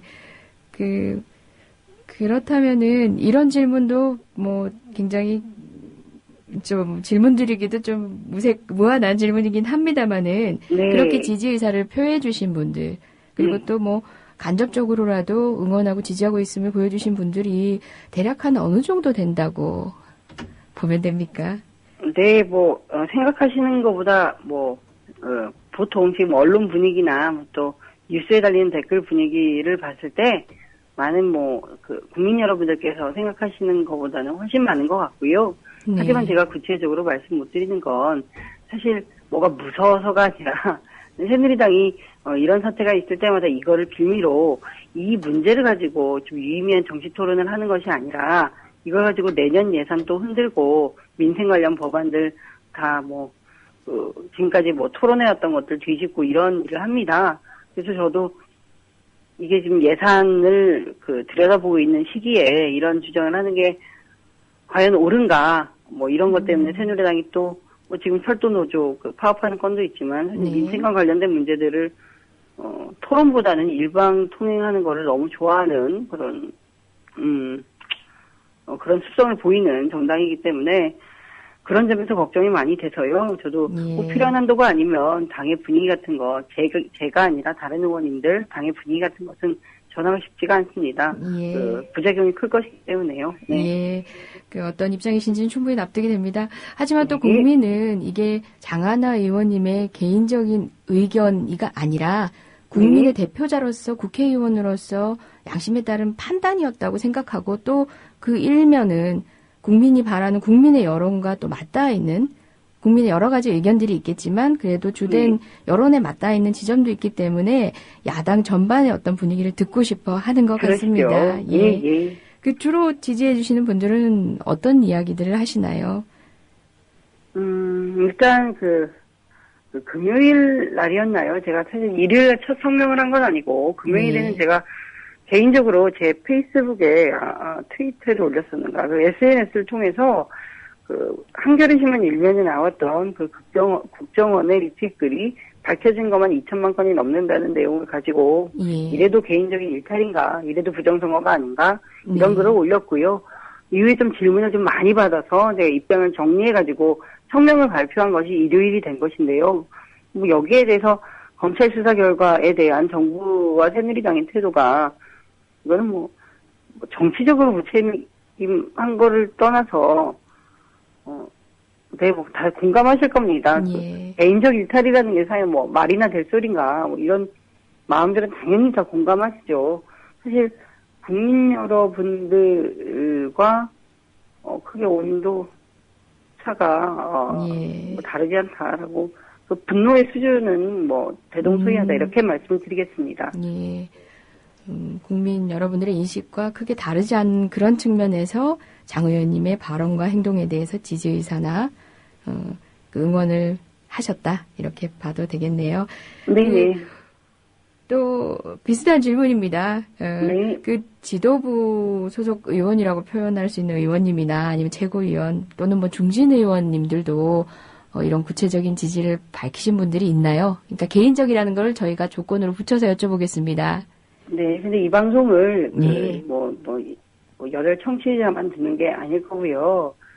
이런 얘기를 계속하는 거는 별로 제 본질과도 멀어지는 것 같아서 아쉽네요. 궁금해하시는 것 같은데 상상과 좀 다르다는 정도로 좀 마무리하시는 게 이걸 가지고 장난을 치는 정치 집단이기 때문에 그렇습니다. 새누리당이. 입장에 대해서 저희가 충분히 알겠습니다. 네. 일각에서는 방금 장 의원님께서도 말씀하셨지만 지금 민주당 특검 추진이라든지 또 특위가 구성돼서 어제부터 또 활동을 시작하지 않았겠습니까? 말씀하셨듯이 또 예산 관련된 문제도 남아있는 형국이고 하다 보니까 전략적으로 옳지 않은 태도였다라는 지적도 있습니다. 그에 대해서는 어떻게 생각하십니까?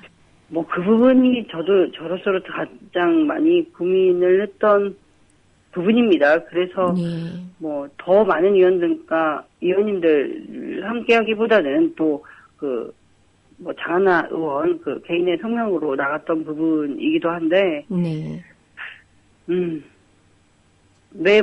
수용하고요. 하지만 모든 걸 다 만족시키는 답은 없었다. 저로서도 그렇게 말씀드리고 또 아까 그런 표현을 하셨어요. 또 제가 어저께 얘기한 것이 사실 저는 시점도 되게 늦었다고 생각이 들고 이런 뜻을 가진 많은 국민 여러분들은 그동안 또 정치권에 상당한 답답함을 느끼고 계셨지 않습니까? 솔직히 얘기해서 그러기 때문에 의원 민주당이 아니라 의원 중 하나가 또 이런 또 대다수 국민들의 뜻을 국회에서 대신하는 것은 그것 때문에 벌어질 피해도 있지만 현명하게 좀 다루어 나가야 되면 가능하지 않을까. 그리고 지금 새누리당도 의원 한 사람의 이런 입장 표명 가지고 제명한다, 뭐 규탄대회 열고, 심지어 이후에 예상 관련된 향후 일정도 보이콧한다, 뭐 이런 얘기까지 하는데, 이제 국민 여러분들이 이런 거 가지고 사실 기만당할 수준은 아니라 의식 수준이 그렇게 낮다고 생각이 좀 들지 않고요. 네, 뭐 거의 10년 전의 상황, 그 그림을 거의 리바이벌한 셈이 되었는데 지금 상당히 좀 농담 소재, 조롱거리로 스스로를 전락시키는 행위가 아닌가 그런 안타까움을 좀 얘기를 드리고 싶습니다. 예. 그 방금 말씀 중에서도 뭐 충분히 말씀을 주신 것 같은데요. 네. 그 지금 제명하겠다는 움직임 그리고 여러 가지 네. 성토들에 대해서 그 조금 더 추가해서 의견을 한번 줘보시겠습니까? 어떻게 생각하십니까? 뭐 저는 법률 전문가는 아니지만 저의 그 정치적 입장 표명이나 행동은 제명할 내용이 좀 되지가 않습니다. 제가 다른 언론에도 이렇게 말씀을 드렸는데 박근혜 대통령께서 이런 그 국민들의 요구를 듣고 자진 사퇴할 확률이 현재로서는 작게 보여지는데요.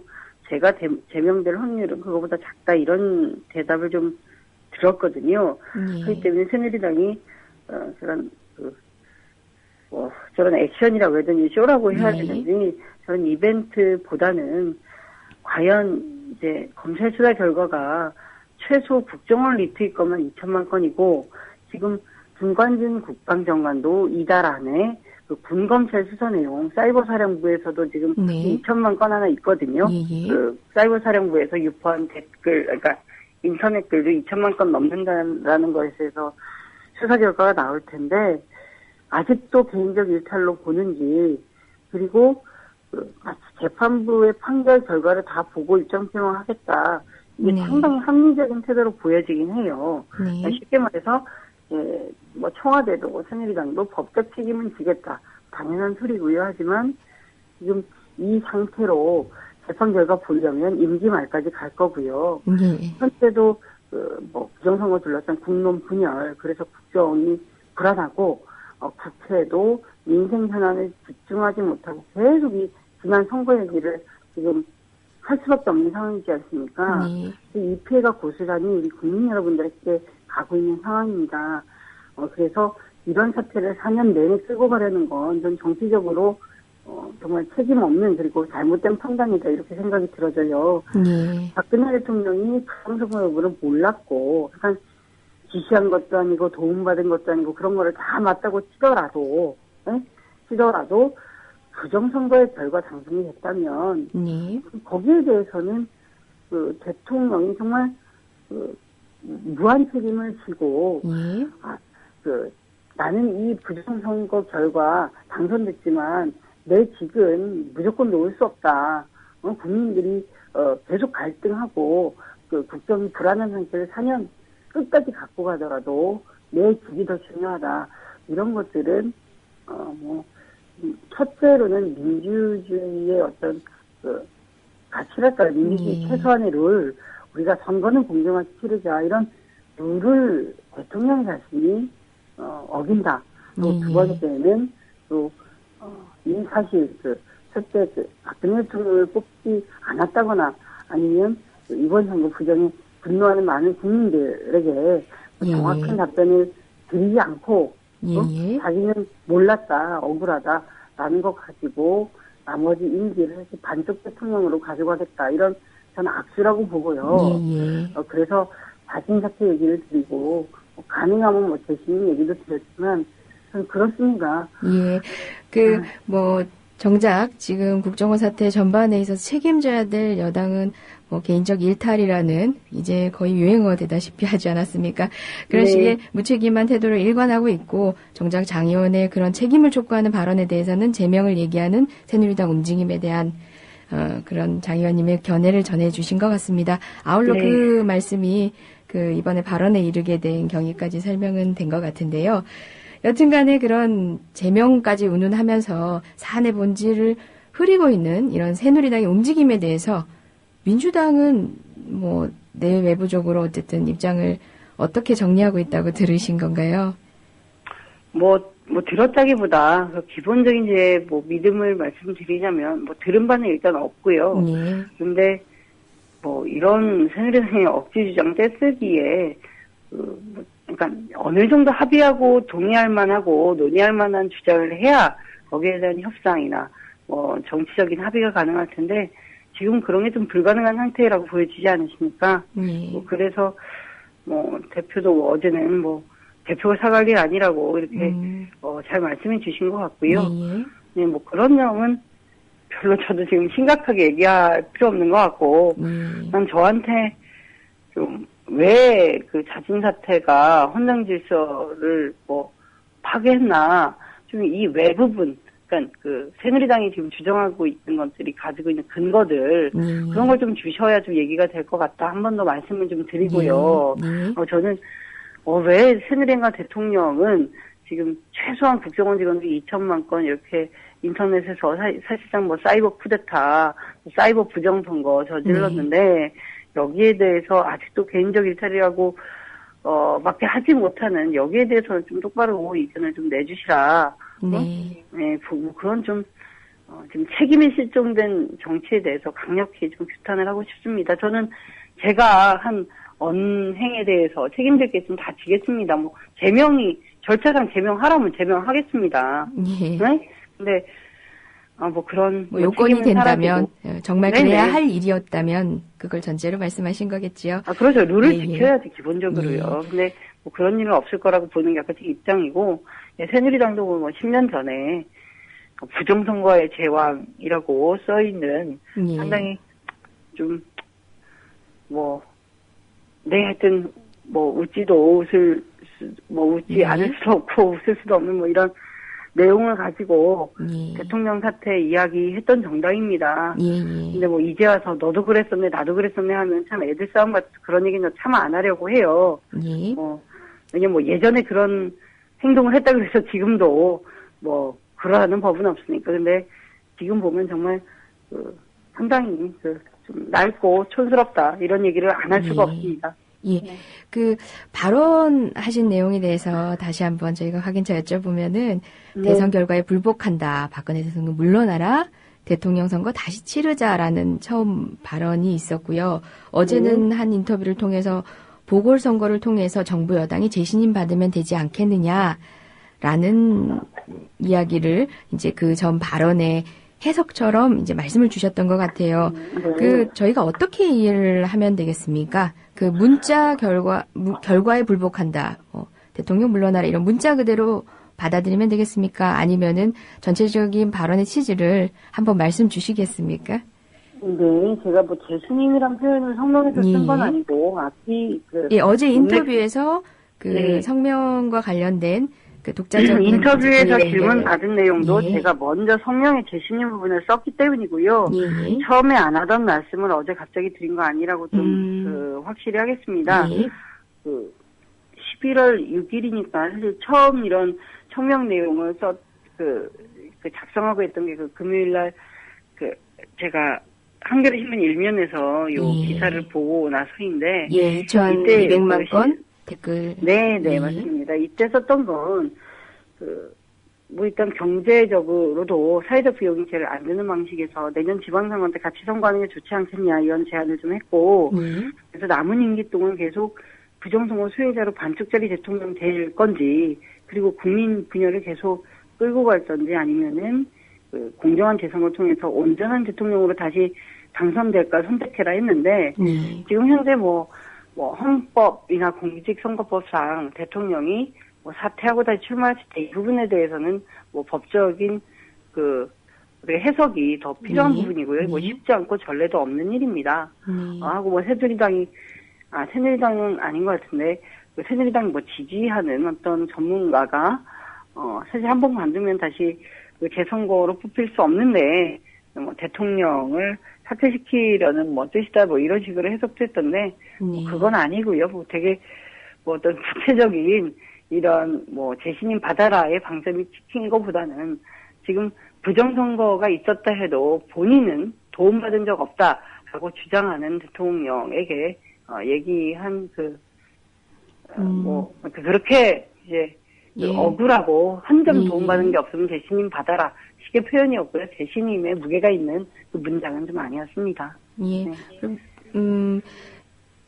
저희가 뭐 지금 말씀으로도 충분히 주신 것 같지만 그 새누리당과 청와대에 하실 말씀 있다면 뭐 다시금 요약해서 한마디 부탁드리겠습니다. 저는 수사방해 좀 하지 말았으면 좋겠습니다. 예.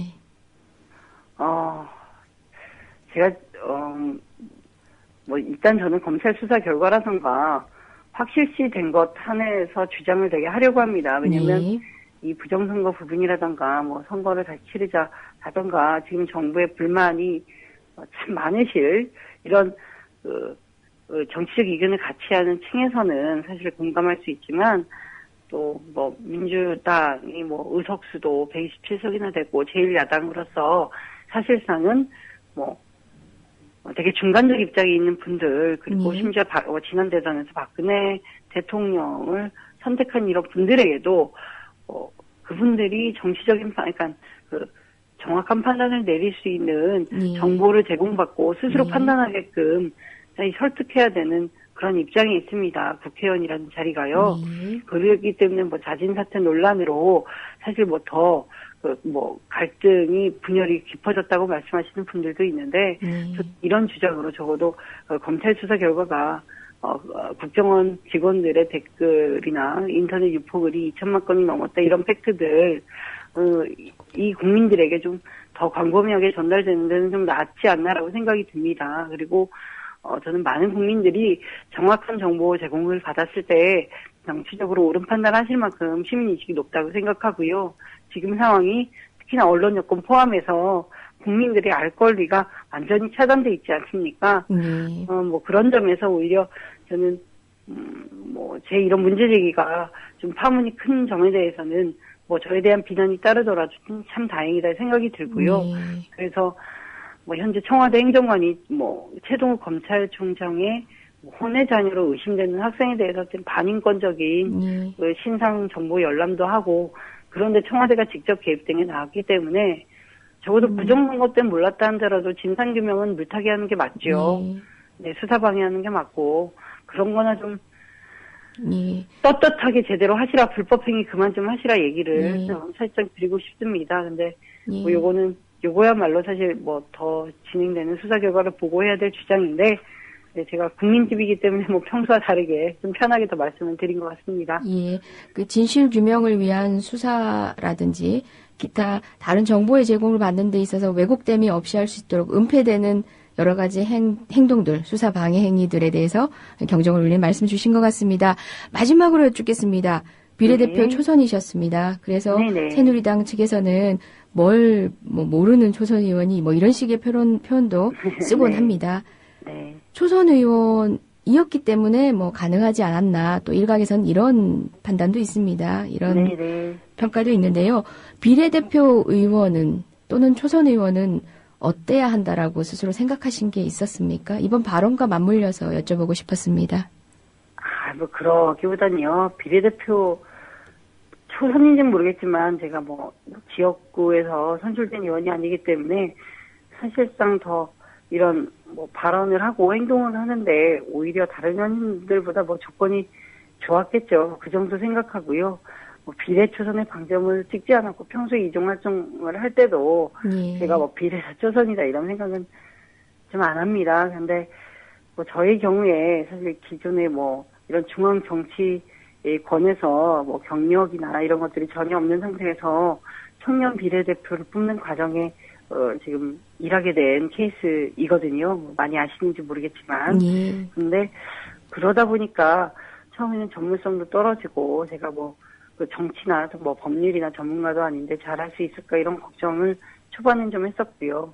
네, 이후에는 제가 뭐 이게 너무 자만하는 건지 모르겠지만 그냥 평범한 청년, 평범한 시민에서 갑자기 국회에서 일하게 됐기 때문에 그 국민의 대의기관이 국회의원 있지 않습니까?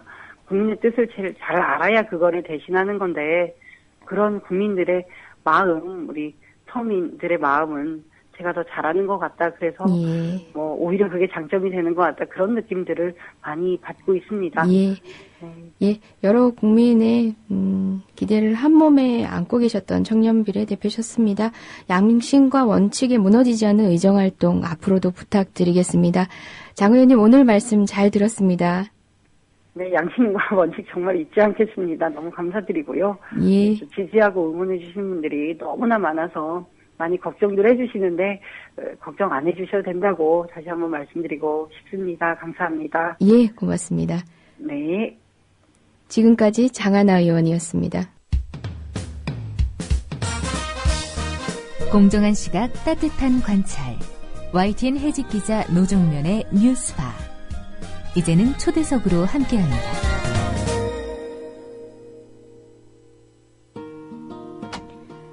화장실은 없고 오물을 커다란 요강에 임시로 저장 중인데 요강이 이제 꽉 찼다. 최근 한국 탈핵이라는 책을 쓴 김익중 동국대 의대 교수의 말이었습니다. 원전에서 에너지를 만들면 반드시 폐기물이 나옵니다. 그게 바로 핵 폐기물입니다. 그런데 이걸 어떻게 처리할 방법이 없습니다. 그래서 원전에서 나오는 핵 폐기물을 처리할 방법을 알지 못해 그런 사정들을 화장실 없는 요강에 빗댄 것인데요. 이게 남의 일이 아닙니다. 이 사안이 매우 심각하다는 점을 우리 모두가 공유했으면 하는 마음입니다. 양희원영 환경운동연합 에너지국장과 이야기 나눠보겠습니다. 양희 국장님 안녕하십니까? 네, 안녕하세요. 예, 이른 아침부터 고맙습니다. 지금 핵폐기물 같은 경우는요, 아무데나 갖다 버릴 수 없는 물건이라는 거는, 물질이라는 거는 우리 모두 잘 알고 있습니다. 그래서 별도로 보관하고 있는 걸로 알고 있는데요. 이게 포화 상태라지요?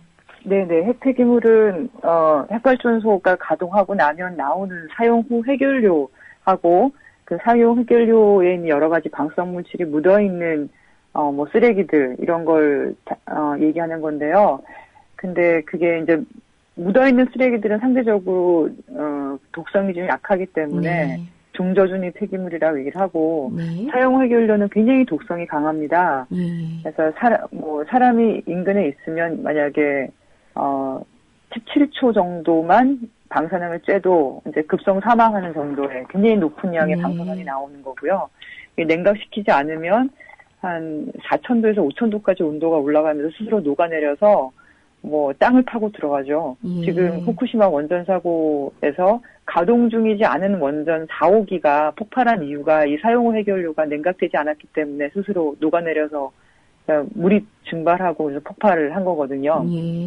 그래서 이 핵폐기물은 아무데나 둘 수 없는 것뿐만이 아니라 계속 냉각을 시켜야 됩니다. 냉각을 시키지 않으면 후쿠시마 원전처럼 폭발합니다. 근데 우리나라에는 지금 18,000톤 정도를 보관할 수 있는 보관 용량이 있고 이제 지난 6월 말까지 13,000톤 정도가 이미 찼습니다. 5,000톤 정도밖에 안 남아 있고요.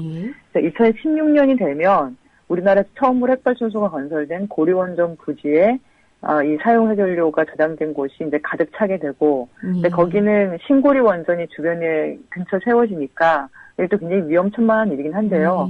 거기서 꺼내서 신고리 원전 쪽으로 옮깁니다. 그래서 시간이 좀 더 늘어나는 거고, 근데 서해안에 있는 영광 원전은 지금 한빛 원전으로 이름이 바뀌었는데요. 신규 원전이 없다 보니까 그 다음으로 영광 원전이 2024년이면 다 가득 차게 되는 겁니다. 그 17초만 쬐더라도 사망에 이를 수 있다는 이런 위험성 있는 핵물질. 그 방사능이 인체에 해롭지 않은 수준으로 떨어지는 데는 소위 반감기라고 하나요? 최소한 10만 년은 걸린다고 들었는데요. 결국 버리고 싶어도 버릴 수 없는 이런 쓰레기들 우리가 끌어안고 사는 셈인데요. 우리 정부는 그렇다면은 이런 저장고가 닫혀가는 상황에서 어떤 대책을 세워두고 있습니까? 현재 대책이 없습니다. 예, 대책이 없습니까? 그 전부터 폐기물 처분장을 만들려고 노력을 해왔는데요. 말씀하신 것처럼 최소한 10만 년이고 우라늄 광석과 같아지는 정도 수준은 100만 년을 잡고 있습니다. 그렇습니까? 그러다 보니까 이렇게 오랫동안 안전하게 보관할 수 있다고 확신할 수가 없죠. 전 세계 어디에도 그런 사례도 없고요. 지금 아직까지 그런 성공한 사례도 없고 보관을 해본 적도 없습니다. 그러다 보니까 이제 지역 주민들이 반발을 하고 근데 이거에 대해서 어떻게 할 건지를 이제 노무현 정부 때 경주 방패장을 만들면서 공론화, 사회적인 공론화를 통해서 결정을 하자. 이렇게 얘기를 했는데, 네. 그때가 벌써 2000몇 년이니까 2007년이지 않습니까? 네. 2007년. 결정한 때는 2005년이었는데요. 네. 벌써 8년이 지났죠. 근데 그 네. 사이에 이명박 정부 때 사실상 아무것도 하지 않고, 박근혜 정부 들어와서 이제 공론화위원회를 추진하겠다고 했는데, 근데 그게 좀 문제가 좀 생기고 있는 거죠. 네. 그 폐기물 자체를 재처리를 할 경우라면은 부피를 90% 이상 줄일 수 있다라는 이야기를 들은 것 같은데요. 이런 예. 방식으로는 왜 추진이 안 되고 있는 건가요? 네, 그 사실과 다르기 때문이죠. 네, 제가 말씀드렸던 전제가 90% 사실과 이상 다른 줄일, 건가요? 예, 네. 줄일 수 있다는 얘기는, 네. 전제로 하는 게 고속로라고 해서, 뭐 얼마 전에 빌 게이츠가 와서 박근혜 대통령이랑 같이 이 4세대 원자로 같이 개발해보자 이런 얘기도 한 적이 있는데요. 이 4세대 원자로라는 고속로가 성공을 해야만 가능한 거고, 그렇다 하더라도 사용 해결료 용량은 좀 들더라도 이 과정에서 발생하는 중저준위 폐기물, 그러니까 이 방사성 물질이 주변으로 흩어지면서 만들어지는 폐기물은 훨씬 더 많이 늘어납니다. 그러니까 사실상 핵 폐기물의 양은 더 많이 늘어나는 형태가 되는 거고요. 왜냐하면 사용 해결료는 그 양이 많지가 않아요. 중저준위 폐기물에 비하면. 근데 중저준위 폐기물이 훨씬 더 많이 늘어나는 형태가 되는 거니까요. 그리고 그 4세대 원자로라는 고속로는 이미 전 세계적으로 포기한 원자로입니다.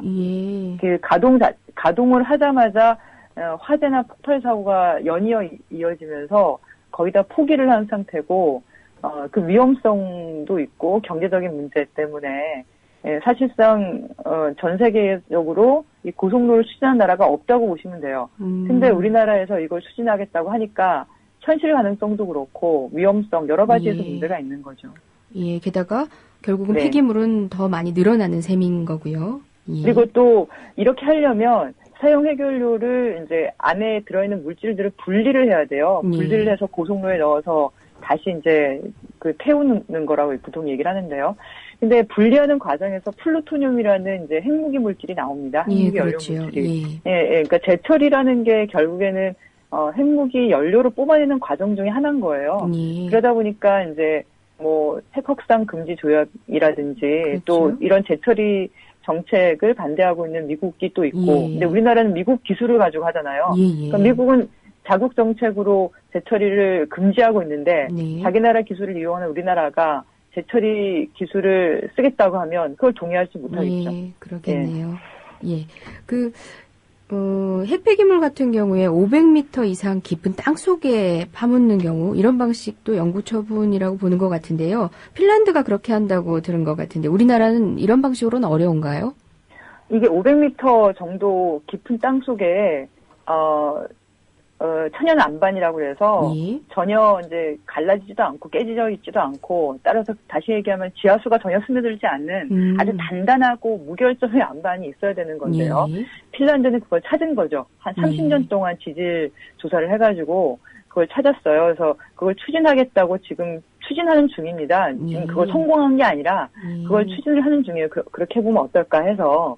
근데 문제는 우리나라는 그런 안반을 못 찾았어요. 찾는 노력도 하지 않았고, 그나마 경주방패장에 500m 이상으로 밑으로 파고 들어갔는데 온통 다 깨져 있어가지고 하루에 수천 톤의 지하수가 나옵니다. 안전할 수가 없다는 거죠, 그러면? 네, 깨어진 틈 사이로 지하수가 나오는 거죠. 우리나라가 아직 전국적인 지질 조사를 제대로 하면서 그런 안반을 찾지를 못한 상태고요. 그리고 어느 땅을 가더라도 지하수가 나오는 게 우리나라 좀 지질학적인 좀 특성이라 그 500m 파가지고 되겠냐 이런 얘기가 나오는 거예요. 그래서 그리고 그 500m 정도 되는 집안이면 향후에 뭐 1000년 이후든 10,000년 이후든 10만 년 이후든 지진이 발생하지 않으리라는 보장이 없거든요. 그럼 지진이 발생하면은 그 묻어뒀던 그 땅 자체가 갈라져 버리면 방사성 물질이 바깥으로 누출이 돼버리는 거죠. 그래서 이게 500m 이하 가지고는 안 되겠다. 아예 1km, 2km, 그러니까 아예 지각운동이 일어나지 않는 더 깊이 들어가야 되는 거 아니냐. 이런 연구가 지금 진행 중이고요, 전 세계적으로. 아니면 차라리 땅을 못 믿으니까 사람을 믿자. 땅 위에다가 좀 이렇게 보관하는 방법이 없겠냐. 그래서 항상 모니터링하고, 그렇게 해야 되는 거 아니냐. 이런 또 주장도 있습니다. 안반에 묻는 방법 같은 경우 진짜 무결점 안반이 발견이 된다 할지라도 결국은 그 합의되기 어려운 구조인 것 같긴 해요. 그 경주 방패장만 하더라도 그 많이 그렇죠. 어려웠지 않습니까? 예. 경주 방패장의 중조전입 폐기물은 이제 300년 얘기합니다. 예. 300년, 네, 그 300년짜리 찾느라고 지난 20년을 저희가 고생을 했는데요. 예. 이거는 이제 최소 10만 년에서 100만 년쯤 얘기를 하고 있기 때문에 이건 인류의 역사로 상상하기 어려운 거죠. 그래서 사실 그 사용 해결료, 핵폐기물을 도대체 어떻게 할 거냐는 문제를 이건 과학의 문제도 아니고 우리 사회가 지혜를 모아봐야 된다는 차원에서 공론화위원회가 구성이 돼야 된다 이렇게 저희도 주장을 했던 거죠. 예. 우리나라도 그 말씀하신 대로 최근에 사용 후 해결로 처리 공론화위원회가 발족한 걸로 알고 있습니다. 여기서 실효적 대안이 만들어질 수 있지 않을까요? 어떻게 보십니까? 그러니까 이런 공론화위원회를 하려면 그동안 경주 중전입 방패장 우리 경험에서 봤듯이 신뢰가 굉장히 중요합니다. 신뢰성, 투명성, 민주성 이런 것들이 굉장히 중요하거든요. 뭐 영국이나 다른 나라에서 이 공론화위원회를 추진하면서도 경험한 사실인데요. 그리고 아무리 이상한 얘기라도 그런 상상력을 다 발휘해서 도대체 어떻게 할 건지를 사회적으로 토론을 해야 되는 거거든요. 그래서 정말 수기 토론을 해야 되는 건데, 근데 이 사용해결료 공론화위원회가 제대로 구성이 돼서 발족이 되지를 못했어요. 예, 제가 이제 저를 비롯해서 이제 윤기돈 녹색연합 사무처장님하고 둘이서 시민단체 추천으로 들어갔는데 15명 중에서 5명이 지역이고요. 근데 들어가서 보니까 저희가 예상한 거와 전혀 다르더라고요. 네, 그러니까 네네 그 문제를 말씀을 좀 드리면 구성에 이의 제기하면서 불참 선언을 전국적으로는 하신 걸로 알고 있는데요. 말씀 더 주십시오. 네네 위원장을 뽑는 과정도 굉장히 비민주적으로 일사천리로 일방적으로 진행이 됐는데 사실 그 위원장으로 되시는 분에 대해서 저희가 그 문제 제기를 했습니다. 왜냐하면 그분이 경주 핵폐기물 처분장 만들 때 부지조사위원회 위원이셨어요. 물론 이분은 뭐 부지조사를 했던 분이거나 그런 전문가 한 분은 아니시지만, 근데 부지조사위원회에서 부지조사 보고서를 공개하지 않고 그 당시에 경주 방패장 인근에 시추공을 4개를 뚫어가지고 안반 상태를 확인을 했습니다. 왜냐하면 주민투표를 하기 전에 주민투표를 해서 결국은 경주로 갔는데 하기 전에 여기가 핵폐기장 부지로 안전한 곳인지를 확인하는 게 먼저지 않습니까? 그걸 확인하기 위해서 부지조사 보고서를 만들었는데 이 부지조사 보고서는 공개하지 않고 부지조사위원회에서 평가 결과만 발표를 했는데 거기에 양호한 안반이 60에서 80% 이상 된다 이렇게 나온 거예요. 근데 제가 그전부터 알고 있기로는 경주 그 일대가 다 산산이 깨져 있는 단층지대라는 걸 알고 있었거든요. 근데 그 결과를 믿을 수가 없었습니다. 그래서 정보공개 요청을 했지만 거부당했어요. 그러다가 4년이 지난 다음에 뒤늦게 공개된 부지조사 보고서에는 양호한 안반의 비율이 20에서 30%로 나와 있습니다. 속인 거죠. 근데 그 부지조사위원회 위원들은 그걸 선정하고 나서 그리고 그냥 끝나고 해체되고 아무도 책임을 지지 않은 거예요. 정부는 부지조사위원회 핑계대고 부지조사위원회는 사라져버렸고. 근데 그 부지조사위원회 위원인 분이 이번에 위원장이 되신 겁니다. 누가 신뢰를 하겠습니까? 저희도 신뢰를 할 수 없는데요.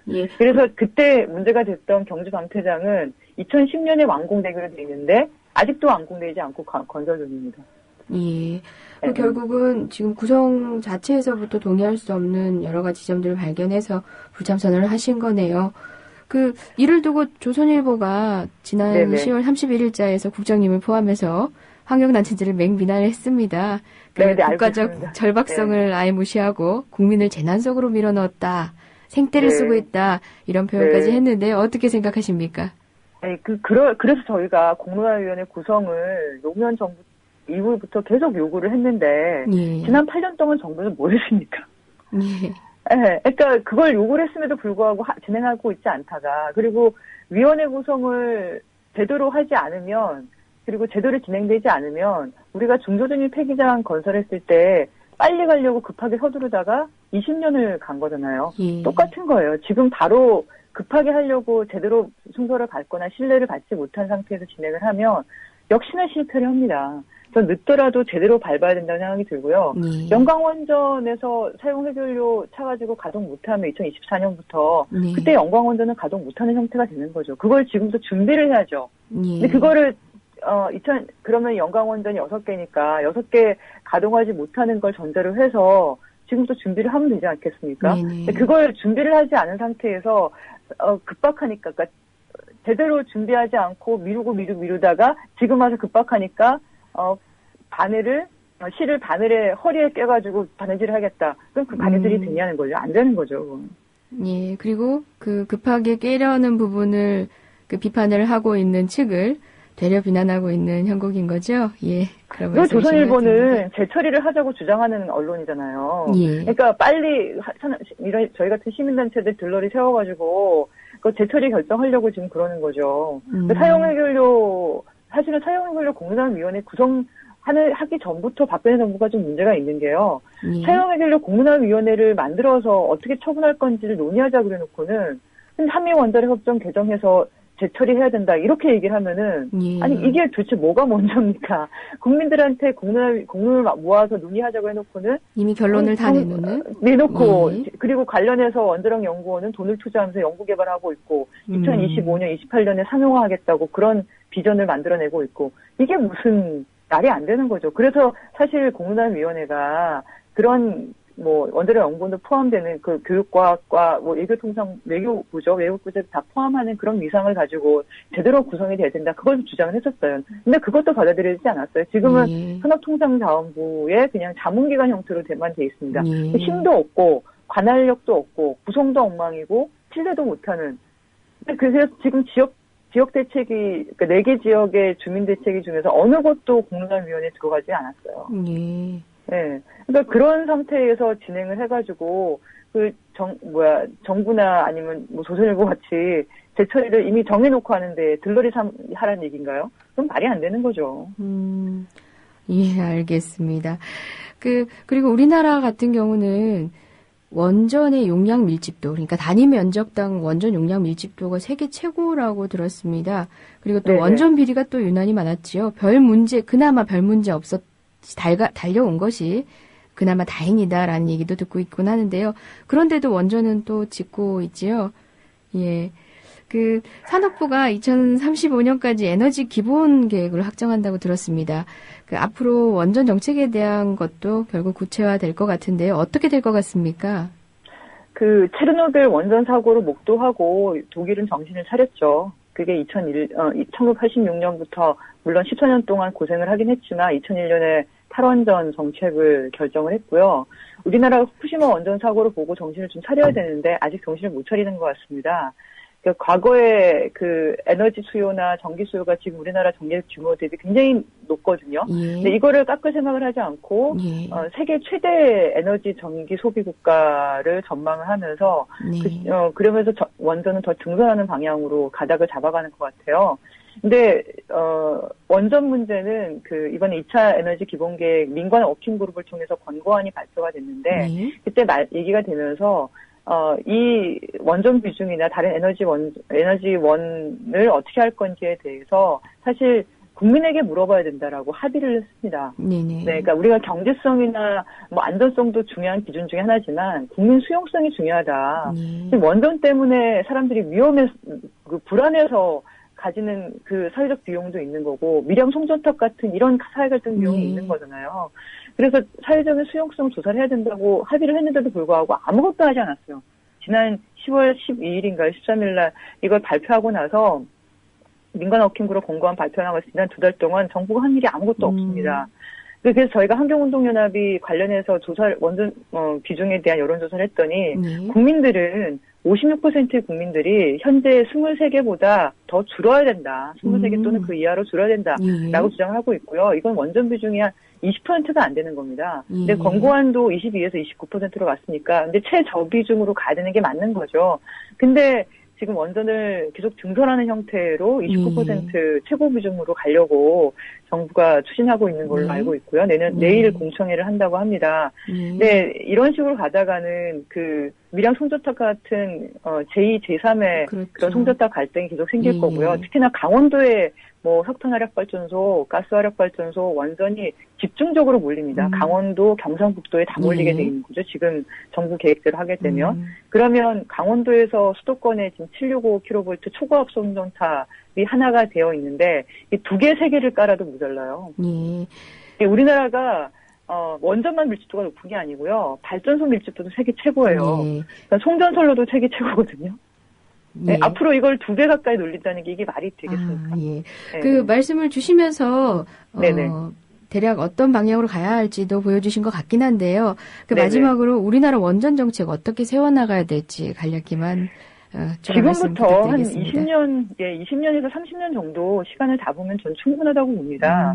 이제 지금 건설 중인 원전과 계획 중인 원전에 대해서 역시나 국민께 여쭤봤더니 건설 중인 건 건설하자 그러더라고요. 그리고 계획 중인 거는 취소하자. 그러면 23개에서 5개 더 늘어나면 28개거든요. 그리고 수명 다한 원전 또 빠지잖아요. 네. 2035년까지 14개가 빠지거든요. 네. 그렇게 하면 서서히 줄어들 수 있는 겁니다. 그래봤자 2035년이 제로 되진 않습니다. 예. 그때 몇 개 여전히 남아있긴 한데요. 근데 그렇게 서서히 줄여가면서 에너지 수요 줄이고 재생가능 에너지 2050년에 전력 수요의 80%를 재생가능 에너지로 하겠다는 게 독일 정부의 계획입니다. 독일은 예. 우리나라보다 재생가능 에너지 잠재량이 더 낮은 나라예요. 근데 그게 가능하다고 하는데 우리가 2035년에 재생가능 에너지 20% 30% 못하겠습니까? 충분히 가능하다고 보고요. 그렇게 되면 원전은 물론이고 화력발전소도 많이 줄어들 수 있다고 생각합니다. 예. 네. 장기적인 모니터링 그리고 정책 참여 앞으로도 꾸준한 활동 부탁드리겠습니다. 오늘 말씀 감사합니다. 네, 감사합니다. 예. 지금까지 양희원영 환경운동연합 국장이었습니다. 국민TV가 충청도 대전으로 달려가요.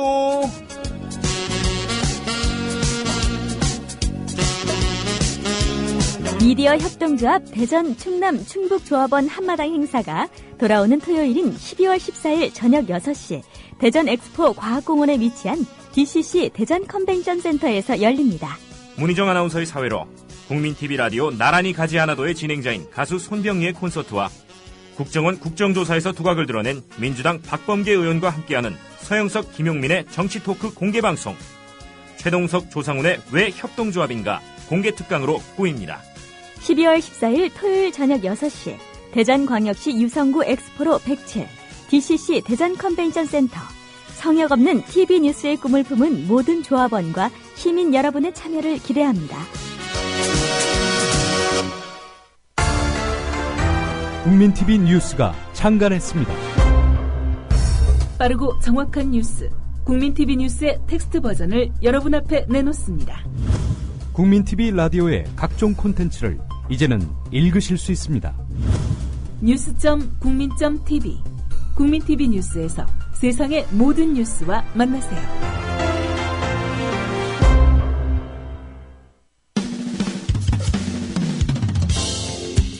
지금 여러분께서는 YTN 해직기자 노정면이 진행하는 국민TV 라디오 노정면의 뉴스바를 듣고 계십니다. 조중동으로 대표되는 보수 언론이 감추는 세상, 조감세상. 오늘은 제주 강정마을로 가보겠습니다. 제주도가 이른바 강정마을 주변 지역 발전계획이라는 구상을 내보였습니다. 거액을 들여 제주 해군기지 주변을 정비하겠다는 건데요. 해군기지 건설에 마침표나 다름없는 계획입니다. 제주 강정마을의 해군기지 반대 대책위원회의 고건일 위원장을 전화로 연결합니다. 예, 위원장님 나와 계시지요? 예, 안녕하십니까. 예, 안녕하세요. 그 강정마을 주변 지역 발전 계획 대체 어떤 내용의 사업인가요?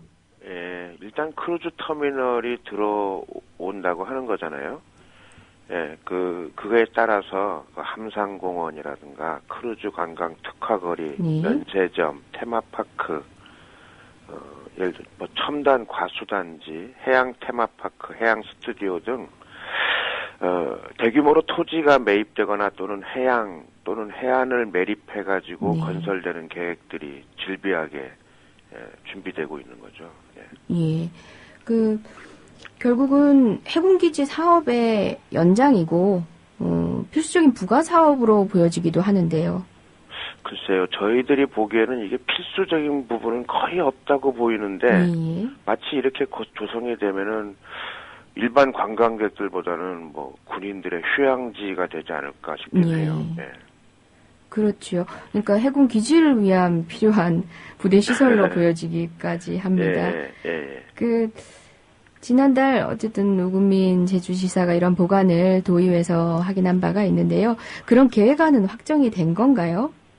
용역 설명회를 자체적으로 했나 봐요. 예. 그래서 뭐 이제는 추진 단계다 이런 식으로 말씀하시는 것 같은데 저희들은 이게 국회에서 예산이 정확히 통과된 것도 아니고 부분적으로 통과된 게 있다 하더라도 도의회에서도 이렇게 거부하는 움직임들이 많다고 보여지기 때문에 지금은 뭐 딱히 어떤 단계라고 말할 수 없다고 보입니다. 예. 제주도는 이 사업이 강정 주민과 그리고 제주도민 전반에 도움이 될 거라는 입장을 가지고 있는데요. 어떻게 생각하십니까? 일단은 강정 주민들은 토지를 다 수용당하는 쪽의 계획들이에요. 강정마을 아래쪽에 있는 해안까지 이르는 그 거대한 땅들이 다 수용당할 수밖에 없는 그런 거기 때문에 생활 기반 자체가 사라지는 거잖아요. 저희 강정 주민들 입장에서 보면은. 그 제주도민들에게 보여도 이게 대규모 개발 사업들이 어떻게 제주도민들한테 직접적인 이득이 가는 경우는 극히 미미하고 대부분 건설업자라든가 사업 참여자들에게만 이익이 돌아가고 제주도정 자체는 만성적인 대규모 적자에 허덕이고 있는 지방자치단체이기 때문에 적자 해소를 위해서 이렇게 대규모 건설 계획들을 꾸려내는 걸로 보입니다. 이런 발전 계획이 이행되면 조금 전 말씀에서도 주셨겠지만 당장 주민들은 생활 기반이 무너지는 수용으로 인해서 생활 기반이 무너지는 그런 폐해도 예측이 되는데요. 그 외에도 주민들에게 피해를 예측해 본다면 어떤 것들이 있을까요? 일단은 뭐 토지가 수용되는 것 이외에도 그게 유흥 쪽에 많은 산업들이 들어올 거 아니겠습니까? 유흥 산업들이 많이 이렇게 활성화되다 보면 교육 여건이 나빠지는 경우와 또 미풍양속이 사라지는 그런 어떤 피해들도 같이 확대되지 않을까요? 흔히 개발 논리에 있어서는 개발이 되면은 모든 주민들이 혜택을 받는다라고 선전을 하곤 하는데요. 강정마을 같은 경우는 구럼비라는 대표적인 상징물로 알 수 수려한 자연 환경으로 또 고요하고 평화로운 마을로 이름 나지 않았겠습니까? 그런 마을에 어떤 상징들을 잃어가고 있는 것 자체가 또 피해일 수도 있겠네요. 강정마을에는 이런 움직임에서 어떻게 대처를 하고 계십니까? 저희들이 그리고 있는 미래의 모습이 있어요. 예를 들어 관광이 테마가 된다고 하더라도 주민들이 직접적으로 이렇게 주도하는 어떤 그런 것이 아니다 보면 그것은 크게 쉽게 말해서 자본들이 들어와서 그 주민들을 쫓아내는 경우들을 이렇게 우리는 방지하기 위해서 나름대로 정부에도 요구하고 있고 도에도 요구를 하고 있습니다만은 현재까지는 전혀 아무런 응답이 없는 상황입니다. 최근에도 평화활동가 많이들 사법 처리되고 있지 않습니까? 그런 사법 처리 중지 등 조건을 이렇게 얹어서 정부나 해군에 대화를 촉구한 바 있죠. 방금도 말씀 주셨지만 응답하고 있지 않다고 하셨는데요. 대화를 촉구한 내용들 좀 소개 좀 해주시고요. 진전은 있는지 다시 한번 정리해 주십시오. 지금 대화를 정부에서 우려보고 하자는 얘기를 해요. 하지만 저희들은 대부분 다 범법자 입장입니다. 대부분 형이 확정되거나 아니면 이제 마지막 대법원 상고만 남겨놓으시는 분들도 많고 또 연거푸 이렇게 기소당하시는 분들도 많아서 그러면 정부가 범법자들하고 대화를 할 거냐? 범죄자하고 대화한다는 것은 입장 자체가 아예 다른 거지 않습니까? 우리한테 강압적인 어떤 그런 요구들을 우리가 일방적으로 수용을 할 수밖에 없는 그런 구조의 대화라는 것은 있을 수 없다. 보다 좀 평등하게 이렇게 대화를 하고자 한다면 저희들을 그 대화의 어떤 협상 테이블로 나오게끔 하기 위해서는 어쨌든 사면 처리가 우선되는 거 아니냐라고 우리는 요구를 했는데 정부에서는 그것이 적극적으로 이제 수용하겠다 이런 부분도 아니고 어렵다라는 부분인 거죠. 예. 그렇다면 우리들을 아예 범죄자로 이렇게 몰아넣고 대화를 하겠다라는 것은 일방적인 강요를 하겠다는 거잖아요. 네. 예, 저희들이 그래서 참 안타깝다고 할 수밖에 없는 것 같고요. 예. 해군이 요번에 이렇게 그 답장이 하나 왔어요. 예. 왔는데 어떤 사면 처리에 대한 부분은 전혀 없고 예. 일단은 자기네들은 그래도 대화를 하고 싶다. 그리고 이것은 해군기지 건설이 아니고 세계적인 관광미항을 건설하는 계획이기 때문에 협조해주기 바란다. 이런 식의 내용이었어요. 저는 아리송하죠. 그냥 공허한 논리가 반복하고 있네요. 아니 이게 어떻게 해군기지가 아니고 세계적인 관광미항이라는 그런 말을 해군 참모총장 입에서 할 수 있는 거죠. 저는 어떤 논리로서 그런 결론을 낼 수 있는지부터가 의문스럽습니다. 예, 저희가 강정마을에 관련해서는 그 많은 평화활동가들 또 주민이 또 사법 처리되고 있는 현실도 있지만 또 마을회가 또 막대한 손해배상 책임을 또 판결을 통해 선고받기도 했다고 알고 있습니다. 여러 가지 상황들이 어려운 걸로 알고 있는데요. 지금 현재 그 현장에서 투쟁하시고 있는 상황에 대해서 요약해서 청취자 여러분들께 설명 한번 주시겠습니까? 예, 최근 정부가 그 강정마을을 갈등이 해소된 지역으로 분류를 해버리고, 예, 그리고 천주교를 마치 종북단체인 것처럼 그 매도를 하면서 최근 경찰들이 더욱 강도 높게, 예, 더 강화돼서 배치되고, 현장에서 탄압을 더 강화시키고 있는 입장입니다. 예, 저희들이 주민들이나 활동가들이 너무나 사법 처리가 과중해가지고 더 이상 어떠한 행동하기가 참 두렵고 막막할 뿐이거든요. 예, 그런데 집에서 아이가 이렇게 울고 있으면 달래서 울음을 멈추게 하질 않고 더 때려서 잠시 울음이 멈춘 상황이라고 보면 딱 맞을 거예요. 이것은 갈등이 없어진 게 아니죠. 오히려 갈등이 너무나 심화돼서 대화의 소용 자체가 필요 없다라고 생각되고 있기 때문에 서로 말을 멈춘 상황이 아닐까요?